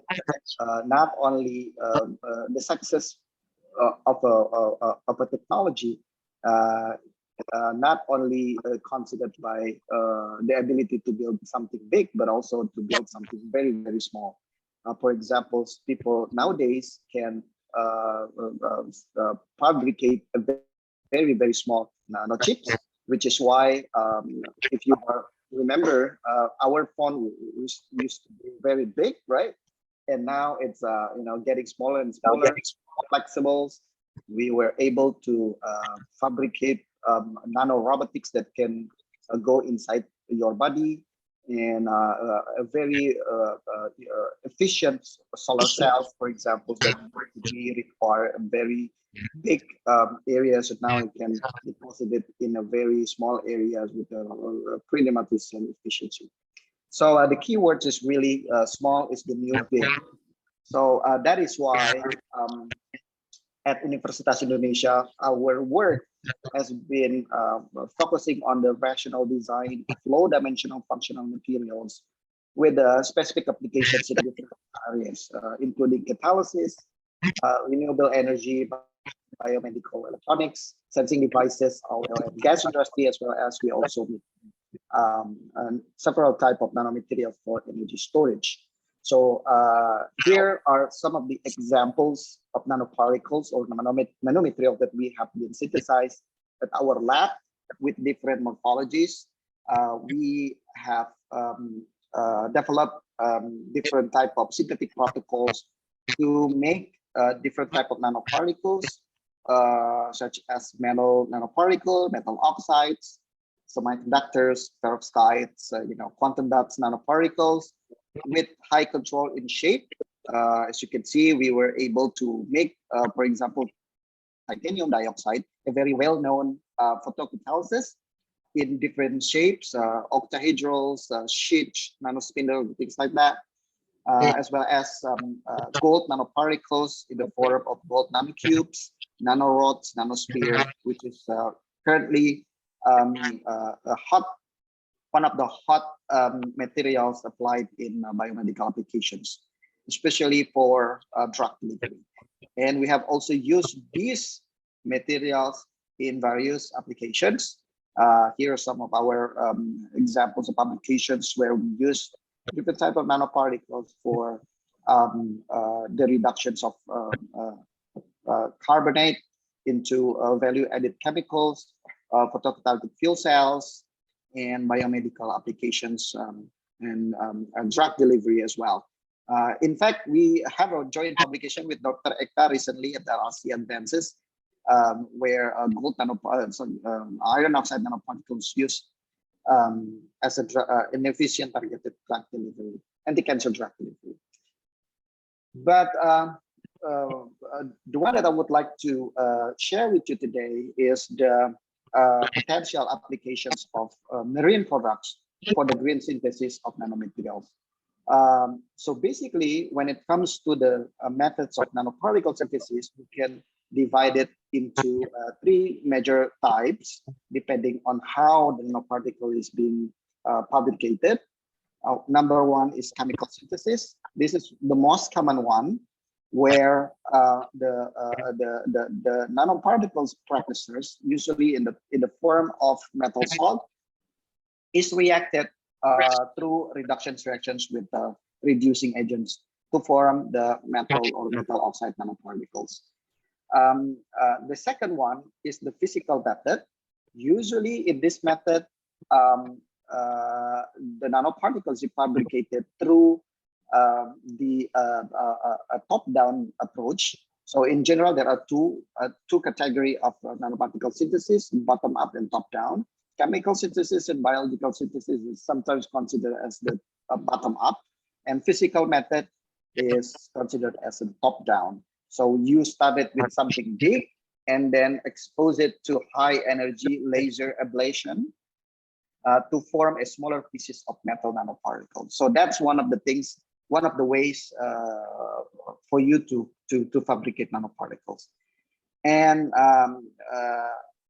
for today, I would like to emphasize the third method, the biological synthesis method, where we use the extract of biological entities, for example, plants, including marine products, as both reducing agent and capping agent to make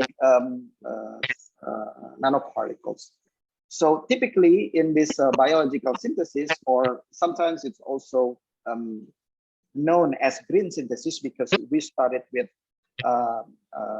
plant extract. The plant, the secondary metabolite is extracted from the plant through different type of extraction method, for example, through shock slugs, percolations, maceration, and things like that, and use the plant extract as the one of the materials to synthesize the nanoparticles and combine with the metal precursors. So in the same fashion's way, we can definitely use marine product, for example, seaweeds and algae, as the source of metabolites, secondary metabolites for the synthesis of nanoparticles. Now, why marine product is very promoting potential in the synthesis of nanoparticles, and what is the main benefits of using extract from marine products for the synthesis of nanoparticles. So when it comes down to the mechanisms of nanoparticle synthesis, according to the Lemaire's theory, the formations or the crystal growth of nanoparticles can be divided into three stages. Number one is the nucleations, the supersaturations of the monomers, where the ions from the metal precursors being reduced into the metal. So when the concentrations of the monomers reach above the concentrations of saturations, the seeds for the crystal growth start to appear. This stage is often called the burst nucleations. This is the second stage in the nanoparticle synthesis. And next, once the seed nanoparticles become larger and larger, it will grow into the final stage of the nanoparticles that we are going to obtain from the process. Now, if we look at and pay attention to the third stage, which is the control growth towards controlled growth of the nanoparticles, we can basically manipulate the shape and morphology of the nanoparticles by introducing what we call as a capping agent, which can selectively bind to the specific type of crystal facets and prevent the crystal growth in that directions. So as the result, we can have different nanoparticles with various shapes and morphology. Here, you can see an illustrations where a nanoparticle is growing without and with capping agent that binds at different crystal facets. The red one is the capping agent that has the ability to bind at 111 crystal facets. As the result, we are going to end up with a cube-like structure. Meanwhile, if we introduce a capping agent that has the ability to bind more intensely at the 100 crystal facet, we will end up with a nano-octahedral nanoparticle. So by selecting a suitable or selective capping agent, we are going to able to control which shape or size of the particle that we're going to have. And if you look at in the literatures, there have been different type of capping agent that have been used in the synthesis of the different type of nanoparticles. So based on the type of the capping agent, it can be categorized as surfactants. So here, as you can see, the cetyl 3-methyl ammonium bromide is one of the most well-known capping agent in synthesis of nanoparticles, especially gold nanoparticles, for example. Amino acids, polymers have been used widely as the capping agent as well. PEG, PPT, and many other polymers. And more importantly, as you can see here, several types of secondary metabolites, which naturally abundant and can be obtained from marine products, can also be used as a capping agent here, which is the polysaccharides. So with different type of polysaccharides and metabolites secondary from marine products, we can definitely use them to control the synthesis of nanoparticles to direct it to form our desired shape and morphology. Why do we have to control the size and morphology of the nanoparticle? So here some of the examples on how important crystal facet engineering or controlling the shape and morphology of nanoparticles to its applications.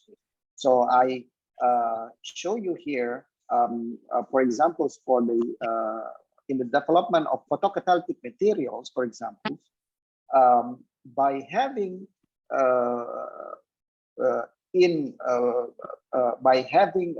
a main control in crystal facets or shapes and morphology of the nanoparticles, we can at least have three benefits. One, we can, by exposing this specific crystal facet in our nanoparticles, we can control the absorptions of the reactants.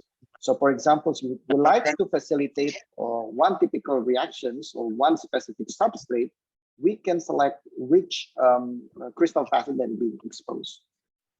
Secondly, it is also reported that by controlling the shape of the nanoparticles, at the same time controlling the facet of the crystal, can also be used to fine-tune the electronic properties of the materials. Typically, people are using doping approach, for example, excuse me, by introducing foreign atoms to the crystal. But this technique is often changing the whole characteristic of the materials. Therefore, I think by exposing certain type of crystal facets, we can definitely fine-tune the crystal, the electronic properties of the material, for example, the band gap of the materials. And thirdly, we can also use the different crystal facets as the host or the reservoir for the photogenerated electrons. This is important when it comes to photocatalytic materials, because the one that can facilitate the reactions, the redox reactions, is the photogenerated holes and electrons. So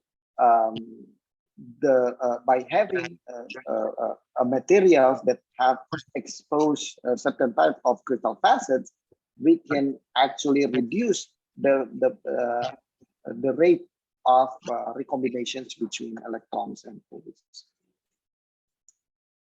Okay, so in the next few slides, I will try to show you the current advancement on different the applications of different marine products and the applications of their extract in the nanoparticle synthesis. So here are some of the tabulations of green synthesis of two different type of nanomaterials, silver nanoparticles and gold nanoparticles, using different type of marine products or microalgae. So as you can see here, with different type of microalgae, we can get different type of both silver and gold nanoparticles shape and morphology as well as size.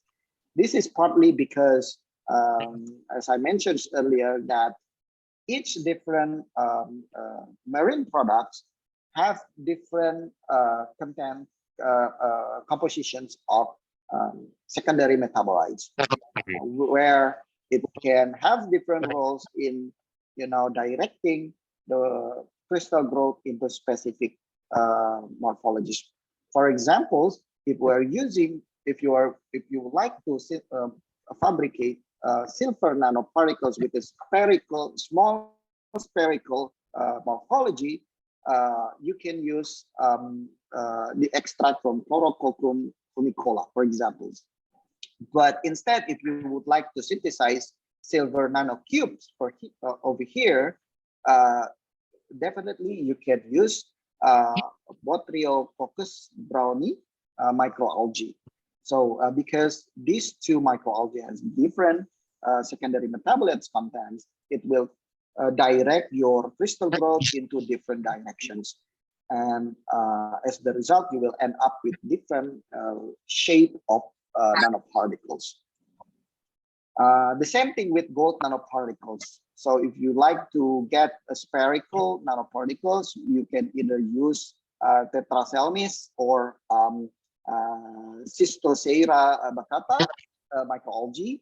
But if you like to, have a pseudo-spherical or triangle type of gold nanoparticles, you can use different type of algae, for example, Turbinaria conoides.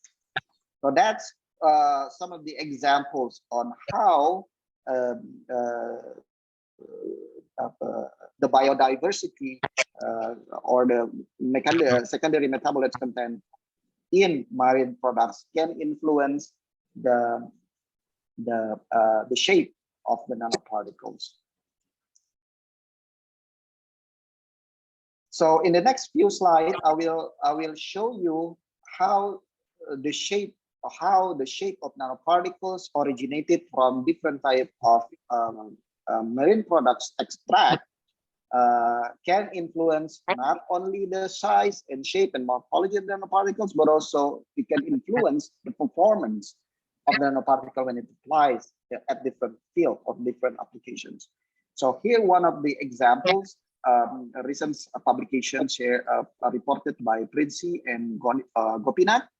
They synthesize silver nanoparticles. You can see it's a very nice spherical nanoparticles here with the size, the average size around 19.3 nanometers, where they use the extract from seaweed called Fucus gardiner from Norway, and use the nanoparticles as the catalyst for the reductions of 4-nitrophenol.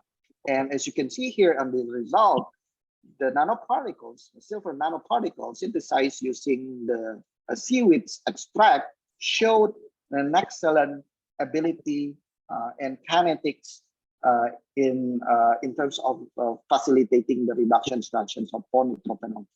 Even though, even compare with other nanoparticles synthesized with plant extracts or using other methods. So that's one of the benefits that we can get. It may or may not be originated from the size and shape of the morphology of nanoparticles, but also it can also be caused by some of the capping agent that is still attached on the surface of the simple nanoparticles as the remnants from the extracts of the seaweeds. So here is another nice example on how secondary metabolites from seaweed extract, in this case, Halimania dilatata, or commonly called as the dragon's tongue, for the synthesis of gold nanoparticles. So previously it was silver nanoparticles, now it's gold nanoparticles, and how it can help the gold nanoparticles to exhibit a more or better performance as antioxidant, anti-cancers, and antibacterial activities. So as you can see here, the synthesis using the seaweed extract can render very nice polyhedral nanoparticles with the size and average of around 50 to 20 nanometers. And it showed an excellent or promising abilities as the anti-cancers for the ST21 cancer cell, with a very nice looking cytotoxicity test result, as well as good antibacterial activity, and it is reported to have a non-toxic against health cell, proven by the Jeff-Phillips toxicity test. So here is another example of the applications of other type of seaweed extract. Now is for the application is for the synthesis of mixed oxides. So previously, the previous two was for the synthesis of metal nanoparticles. So now is the metal oxide nanoparticles. So and showed that the here the materials is copper ferrite, cobalt ferrite nanoparticles, and it shows a very promising ability to facilitate oxygen evolution reactions.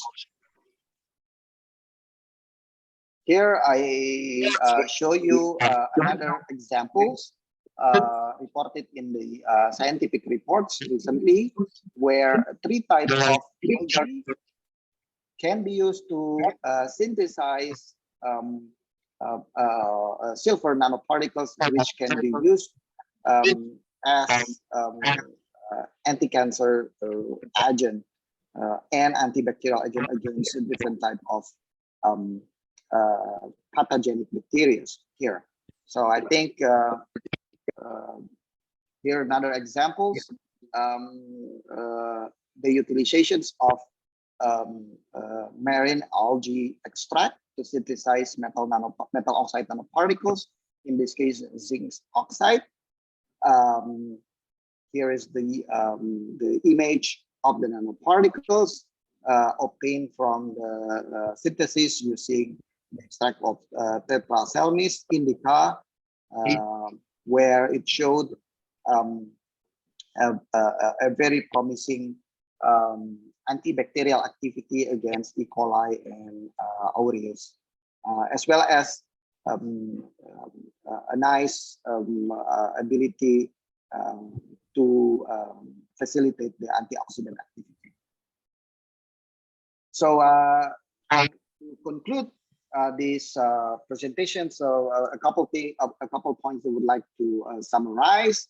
First, green synthesis using marine products such as seaweeds and algae holds a tremendous potential for large-scale productions, because I think we can also hear from Dr. Kim's presentations previously that in terms of the availability and abundance, algae or seaweed has a very has a very potential benefits against different type of plant extract. So it can be used for large scale production, so for the publication of different type of low dimensional advanced nanomaterials.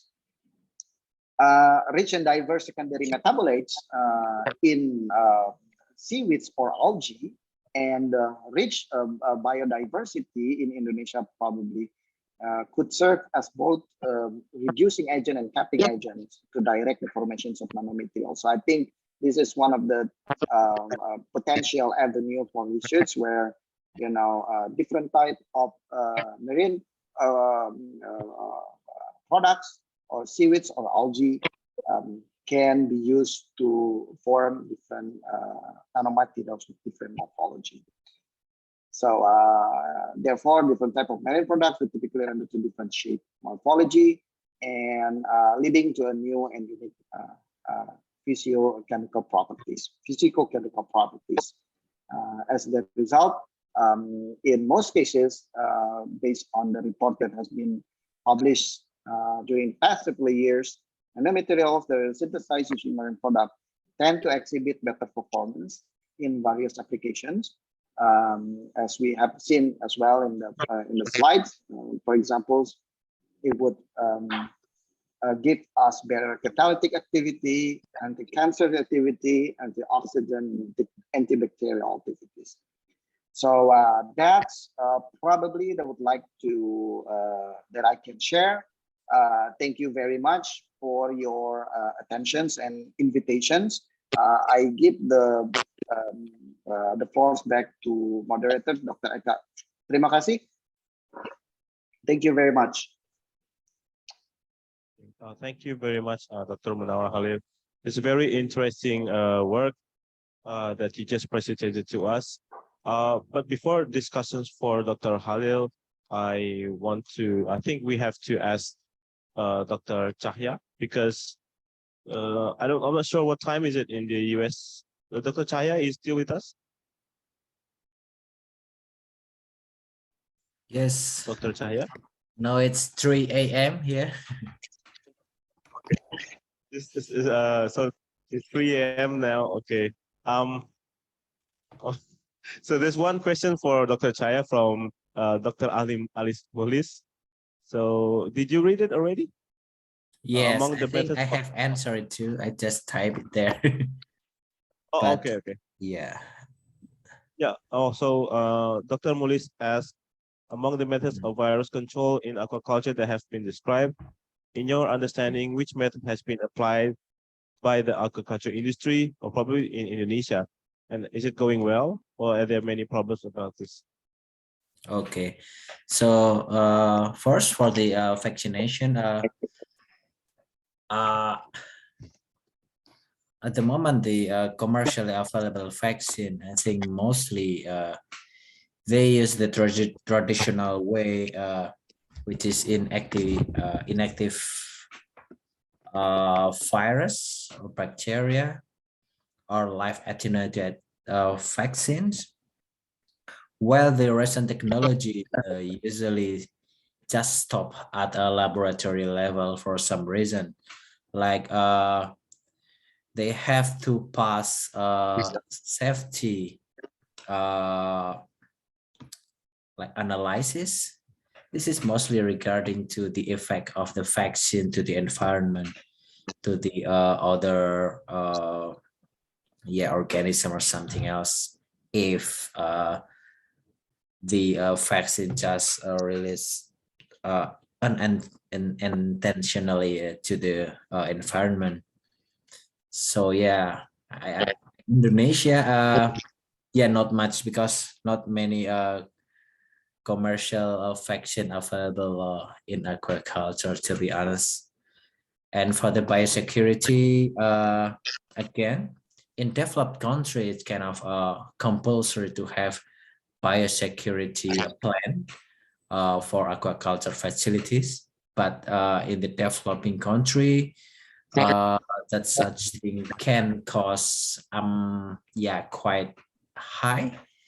Therefore, and it's also not compulsory, and also that makes application of biosecurity in developing country, including Indonesia, it's very minimal. So yeah, it's almost nothing. And to be honest, research in this field is also very few. Yeah, like maybe simple research, like not simple but important disinfection protocols to inactivate the virus. That's also only very few. I think it's important to know to develop cheap applicable method to disinfect any certain virus.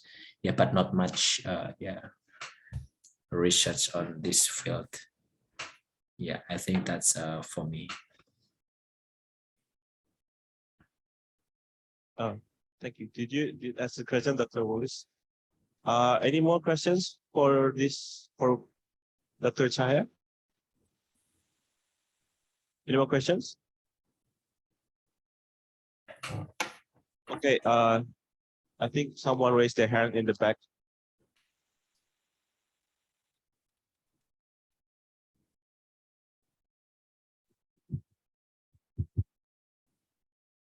Yeah, thank you very much, Dr. Cahya. I will ask you about how long does it take for fish to survive after being infected with tilapia virus? And the second question: what is the impact if consuming fish that has been infected with tilapia virus on the human body? Terima kasih. Thank you. Well, thank you. For the first question, so it really depends on the fish immunity. So the mortality can up to 90% within a population only in a week. So the survivor can develop immunity and they can survive, but we don't know yet if the usually virus infection is very related to the optimal temperature. So if maybe in the future the temperature is again suitable for the virus to replicate, probably they will have this kind of a second outbreak even for the survivor. But yeah, the research is still going on here. And then so far, no zoonosis report from viral disease in fish to the human. So far it's safe to consume fish with virus disease. But usually when a fish get a virus infected, they will die. And yeah, nobody want to eat died fish. So yeah, it's not common to eat died fish because of viral infection. But so far, no report of zoonosis or infection of a fish of virus could infect human. Yeah, so it's better you cook your fish properly. It will, yeah, I can say safer. Yeah. Thank you. Thank you very much, Dr. Chaya, for the answer. Did that answer the question? Okay. Yep, probably I would like to welcome any other questions for Dr. Chahaya. Okay.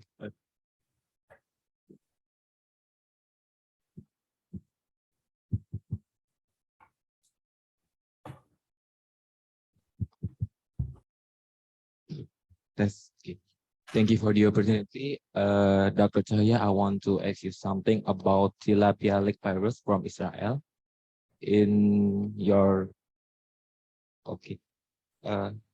Let me introduce myself. My name is Andy, and I want to ask you about tilapia lake virus from Israel.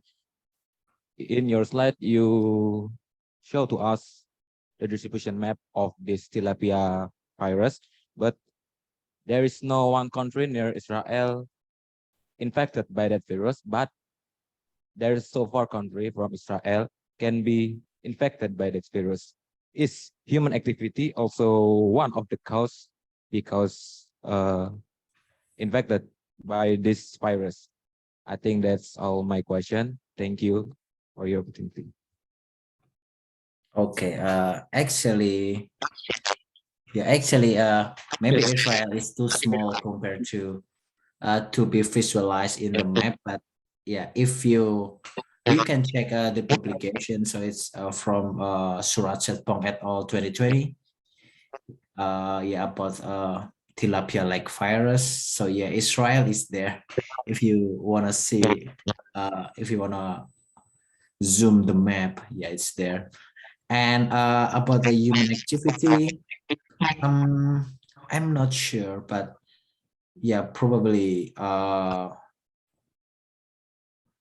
the spreading of the virus can be because of the human activity, disrespect the biosecurity, or they introduce infected fish to the new environment.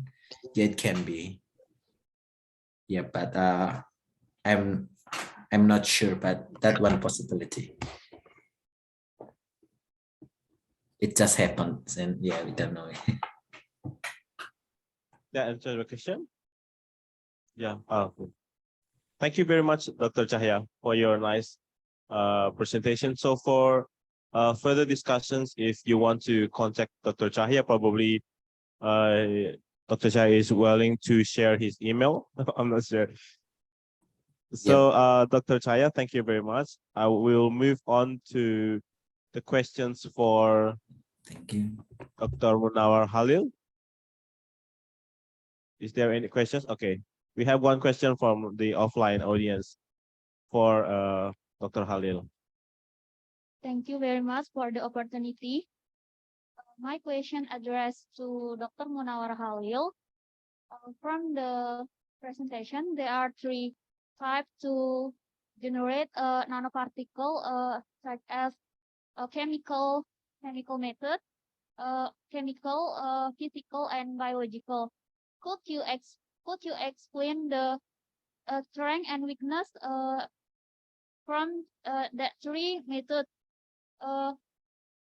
Which one the best method to produce the nanomaterial? This is just my question. Thank you very much. Okay, thank you very much. I forget, I don't recall the name, so probably I'll just like answer anyway. Yes, you're correct. There are three types of ways to fabricate nanoparticles, so chemical, physical, and biological synthesis. Each method has their own benefits and disadvantages.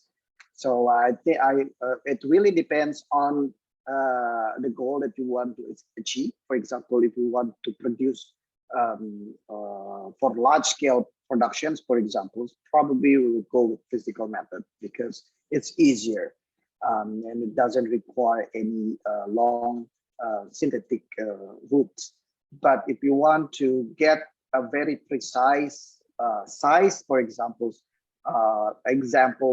that your nanoparticle has to be exactly in the range of 10 to 15 nanometers, then you can, the best way to fabricate it is through the chemical synthesis, because you will have the highest control in the synthesis, not like other type of synthesis, the physical and biological. But if you want to be cheap, for example, you can definitely use the biological, because it comes from the natural products, and what you have to do is just to get the extract of the plants, for example, of marine products, and doesn't really care about the size or shape. But what I just showed you just now, is that even though biological is considered as the least common method to synthesize nanoparticles, but with the the rich biodiversity of marine products that we have, where it can have different compositions of secondary metabolites, which in turns to be rendering different type of nanoparticles with different morphologies. So I cannot really give you a very exact answers which one is which, so which one is the best one, but it really depends on the goals that you want to achieve. Whether you want to be economy, you want to be economics, you want to be fast, or you want to have a high control in the synthesis. So that's probably the way it is. So we typically do not compare each one of it. So it really depends on your applications. I hope this answers your questions. You want to comment on Dr. Hali's answer? Okay, she wants to comment. Yeah. I think. Maaf, boleh dalam bahasa Indonesia? Boleh, silakan. Ini presentasi yang sangat menarik. Saya kebetulan pertama kali mendengar istilah tentang sintesis nanopartikel. Ini kan mungkin pertanyaan saya sangat mendasar karena baru mengenal istilah ini. Nanopartikel sendiri kan tadi pengaplikasiannya pada bidang medis itu sebagai anti kanker, antioksidan. Nah, maksudnya nanopartikel itu bagaimana cara pengaplikasiannya sebagai anti kanker? Misalnya di lain hal, kalau kita mempunyai ekstrak itu kan langsung diaplikasikan kepada suatu misal HeLa sel sebagai anti kanker pengujiannya. Nah ini apa perbedaannya dengan ekstrak? Apakah dia makin kecil, makin bagus, apa seperti apa, Pak? Mohon penjelasannya. Terima kasih. Ya, baik. Do you want me to answer you in English or bahasa Indonesia? I think you can just use bahasa Indonesia. Oke, baik. Terima kasih atas pertanyaannya. So I apologize for those who are not speaking Indonesian. So I'm gonna answer the question in bahasa Indonesia. Jadi untuk spesifik aplikasi biomedis sebenarnya macam-macam ya. Jadi untuk anti kanker dia bisa si nanopartikelnya itu sendiri mempunyai sifat anti kanker, jadi dia bisa membunuh sel kanker tersebut. Mekanismenya bisa macam-macam ya, bisa dia mengenerate reactive oxygen species gitu ya, kemudian atau mungkin dia menginhibit enzim tertentu sehingga sel kankernya menjadi mati. Nah, sama seperti ekstrak juga atau obat yang lain. Jadi obat yang lain juga punya berbagai macam cara untuk membunuh sel kanker. Ada yang menyerang DNA-nya, ada yang menyerang organel yang lain tadi, macam-macam ya. Tapi kebanyakan atau yang mengenerate heat gitu ya, itu yang terapi hyperthermia namanya, itu menggunakan iron oxide nanoparticles.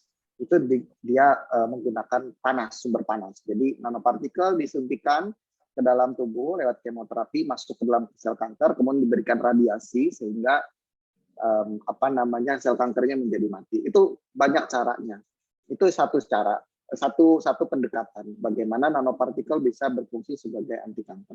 Yang kedua, nanopartikel juga bisa dipakai sebagai delivery. Ya, jadi agen untuk menghantarkan obatnya ke sel kankernya. Nah, kekurangan dari kemoterapi atau pemberian obat gitu ya.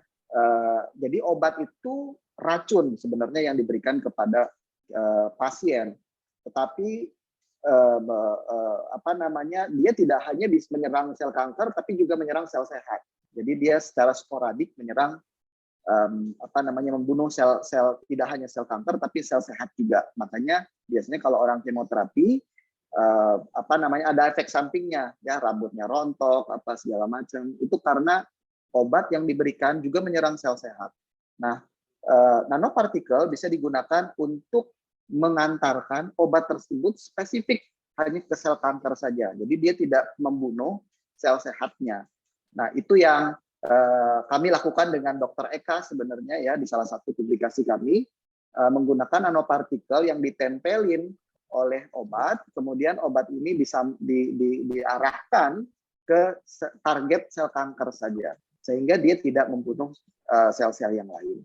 Jadi apa namanya, bisa dia sendiri, intinya bisa dia sendiri mempunyai sifat sebagai anti kanker seperti silver nanopartikel, ya, nanopartikel perak, gold nanopartikel, atau iron oxide nanopartikel, atau dia juga bisa bersifat sebagai penghantar obat. Seperti itu mungkin.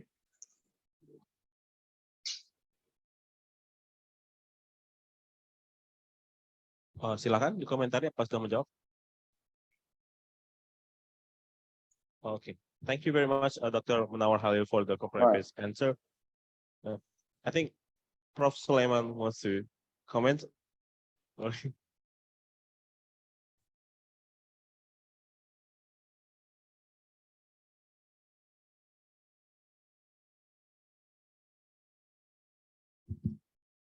Yep. Thank you, Dr. Eka. Yes, thank you very much, Dr. Munawar Halil, for your great presentation, especially the last thing that you explained in Indonesian. I think it's very clear for us, hopefully. Yeah, but for me, for myself, because I just a user for the nanoparticle for development of immunodiagnostic, for example.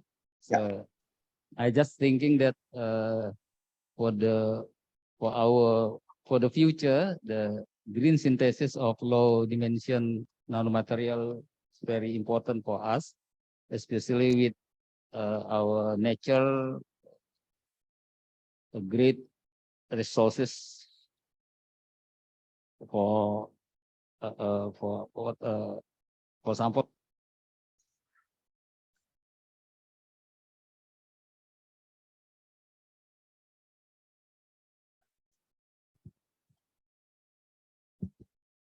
Yeah, as you explained before, that might be economically when we use the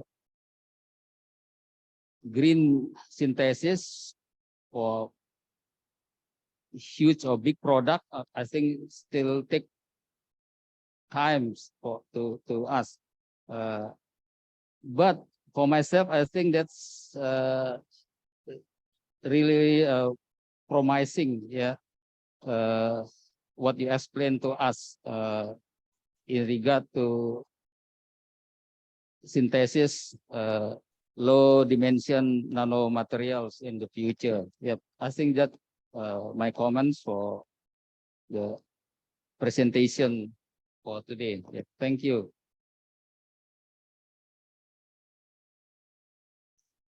Hello.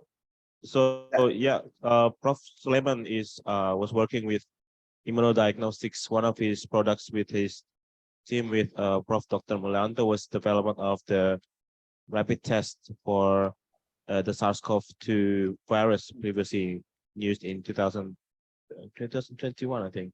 Yeah, the 2021. So have you ever looked into some research which could implement these green synthesis nanoparticles for application in immunodiagnostics? Right. Dr. Yes. Definitely. Nanoparticle has been used widely in the fabrications of diagnostics, not only through immunotesting, but also in different type of sensing method, electrochemicals, for example, and things like that. I think some of the works that I know from the Faculty of Medicine at Universitas Indonesia, we also there's some researchers developing a testing kit for dengue viruses and things like that. They use gold nanoparticle as well. I also use some of my nanoparticles, not specifically for the detections of virus, but small molecules, uric acids. So I'll have a collaborations with ICBB Bogor, Institute Pertanian Bogor, to develop rapid testing for uric acid determination and nitrates in corn meal. So we use gold nanoparticles in graphene oxide. So I think you are very correct, Prof.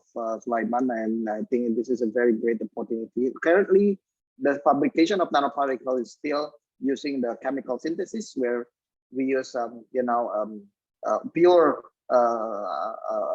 compounds, for example, as the capping agent, CTAP, SDS, and things like, or polymers. But in the future, I think with the resources that we have, both in marine production or the plants or metabolic secondaries from plants, can also be considered as an alternative for the synthesis when we're talking about large scale applications, for example. So definitely, I agree with you in this regard. Thank you very much. Thank you very much, Dr. Munawar Hari. So, any more questions from the floor? I think there's no questions from online audience also. Any more questions for Dr. Munawar Halil and Dr. Cahaya? Dr. Zainal, you want to comment on Dr. Cahaya? Okay. Because Professor Sulaiman gave a comment about the last presenter, so I will give a comment for the first presenter about the disease in the aquaculture. So yes, that the aquaculture production increased year by year, but it's the normal consequence that the fish disease in aquaculture also increased. Not only the increasing not only about the number of fish, but also the kind of the disease itself. But don't worry, because the presenter also say about there is a lot of kind of the disease diagnosis to identify the disease, and including like vaccination and apply the biosecurity, and maybe in the next, like nanoparticle also can be used to face disease in aquaculture. Thank you very much. Oh, very nice comment, Dr. Zainal. Do you want to comment on that, Dr. Munawar Hari or Dr. Cahaya?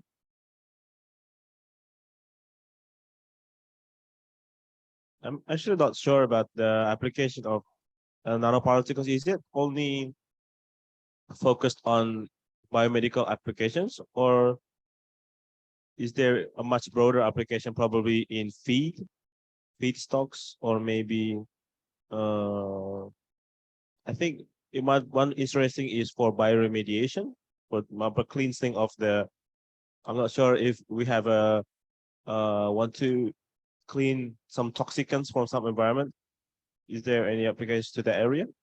Well, actually, when it comes to the application of nanoparticles, people said really the sky is the limit. So I think there is no limitations on as long as we have not imagined previously that nanoparticles can be applied in a biomedical application, and now we see that many commercial products has been derived from nanomaterials. So when it, regarding the concerns of environment effects of the nanoparticles, I think that should not be an issue as well, because many nanoparticle is biocompatible. For example, gold nanoparticles is known to be non-toxic at all. You can eat gold basically, or iron oxide has no environment effects at all to the both in humans or in the natures. As long as the type, it really depends on the type of the nanoparticles. Of course, if you're using like a heavy metal nanoparticles, like platinum nanoparticles, or palladium nanoparticles, or lead nanoparticles, of course it will have an environmental impacts. But when it comes to certain type of nanoparticles, you can definitely select the one that biocompatible. I think that's probably my comments on that. Is there any industries in Indonesia which already use these nanoparticles as their technology? Yeah, there are a couple of startups. I heard that some, Okay. you know, in Medan they synthesize them. You know, there's a startup in Medan. I think it's one of our friends as well. It's an alumni from Taiwan universities and going back to the PhD in Taiwan and going back to Medan and you know build a startup that's specialized in synthesizing nanoparticles and sell it. So even though it's done in a large scale, so I think you can sell in a few grams or few milliliters like that. You can find it in Tokopedia. I didn't think that we could find nanoparticles in Tokopedia, so it's quite. You do. So, any more comments? Okay, so I think there are no more questions. So if you would like to have any more questions, you can just directly contact the keynote speakers. And I would like to confirm, is it okay? Probably I will, the committee will contact you later if it's possible to share the presentation materials, but yeah, that will be maybe after this session. So let's give a big round of applause for our presenter in keynote session 2. And hopefully in the future we could we are waiting for you to visit Lombok for Dr. Chahya and Dr. Munawar Halim. So with this, this is the end of the keynote session 2. Thank you very much for your attention. I would like to return to the moderator of MC. Ms. Hilda. Thank you very much, all the keynote speakers, Dr. Cahaya Kurnia, and then Dr. Kim Lee Chang, Associate Professor Kato Yasuhiro, and Dr. Munawar Khalil. And of course, thank you very much, Dr. Eka, for leading the session. What a great discussion. And also very informative and interesting presentation from our keynote speakers today. Ladies and gentlemen, for the next session, all of you are welcome to have coffee break outside the room. And after the break, you can proceed to poster session in this room. And this session will start promptly after the coffee break at 4 a.m. So please have the coffee break. Thank you.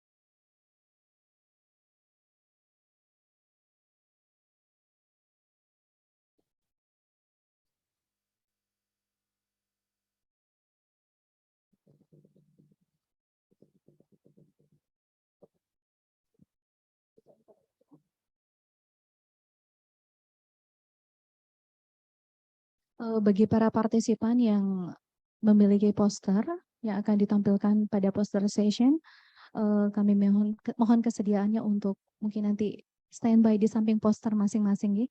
Jadi posternya akan ditampilkan di layar yang ada di depan, dan in case ada yang ingin bertanya terkait dengan riset yang ditampilkan di poster, maka kami mohon kesediaan dari partisipan, khususnya poster presenter, untuk berdiri atau standby di dekat poster masing-masing. Terima kasih.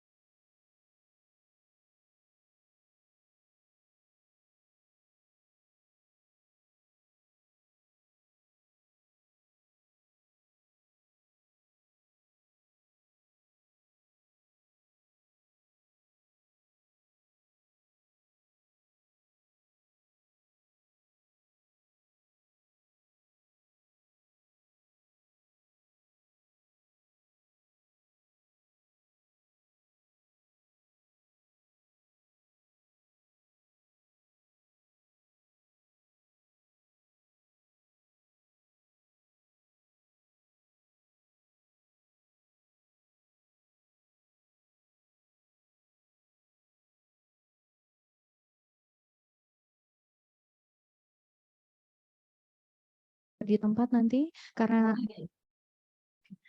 kami akan meminta ya seluruh partisipan untuk berpartisipasi memberikan penilaian terhadap masing-masing poster yang akan ditampilkan. Dan untuk form penilaian poster session itu sudah di-share atau didistribusikan di virtual goodie bag-nya. Terima kasih.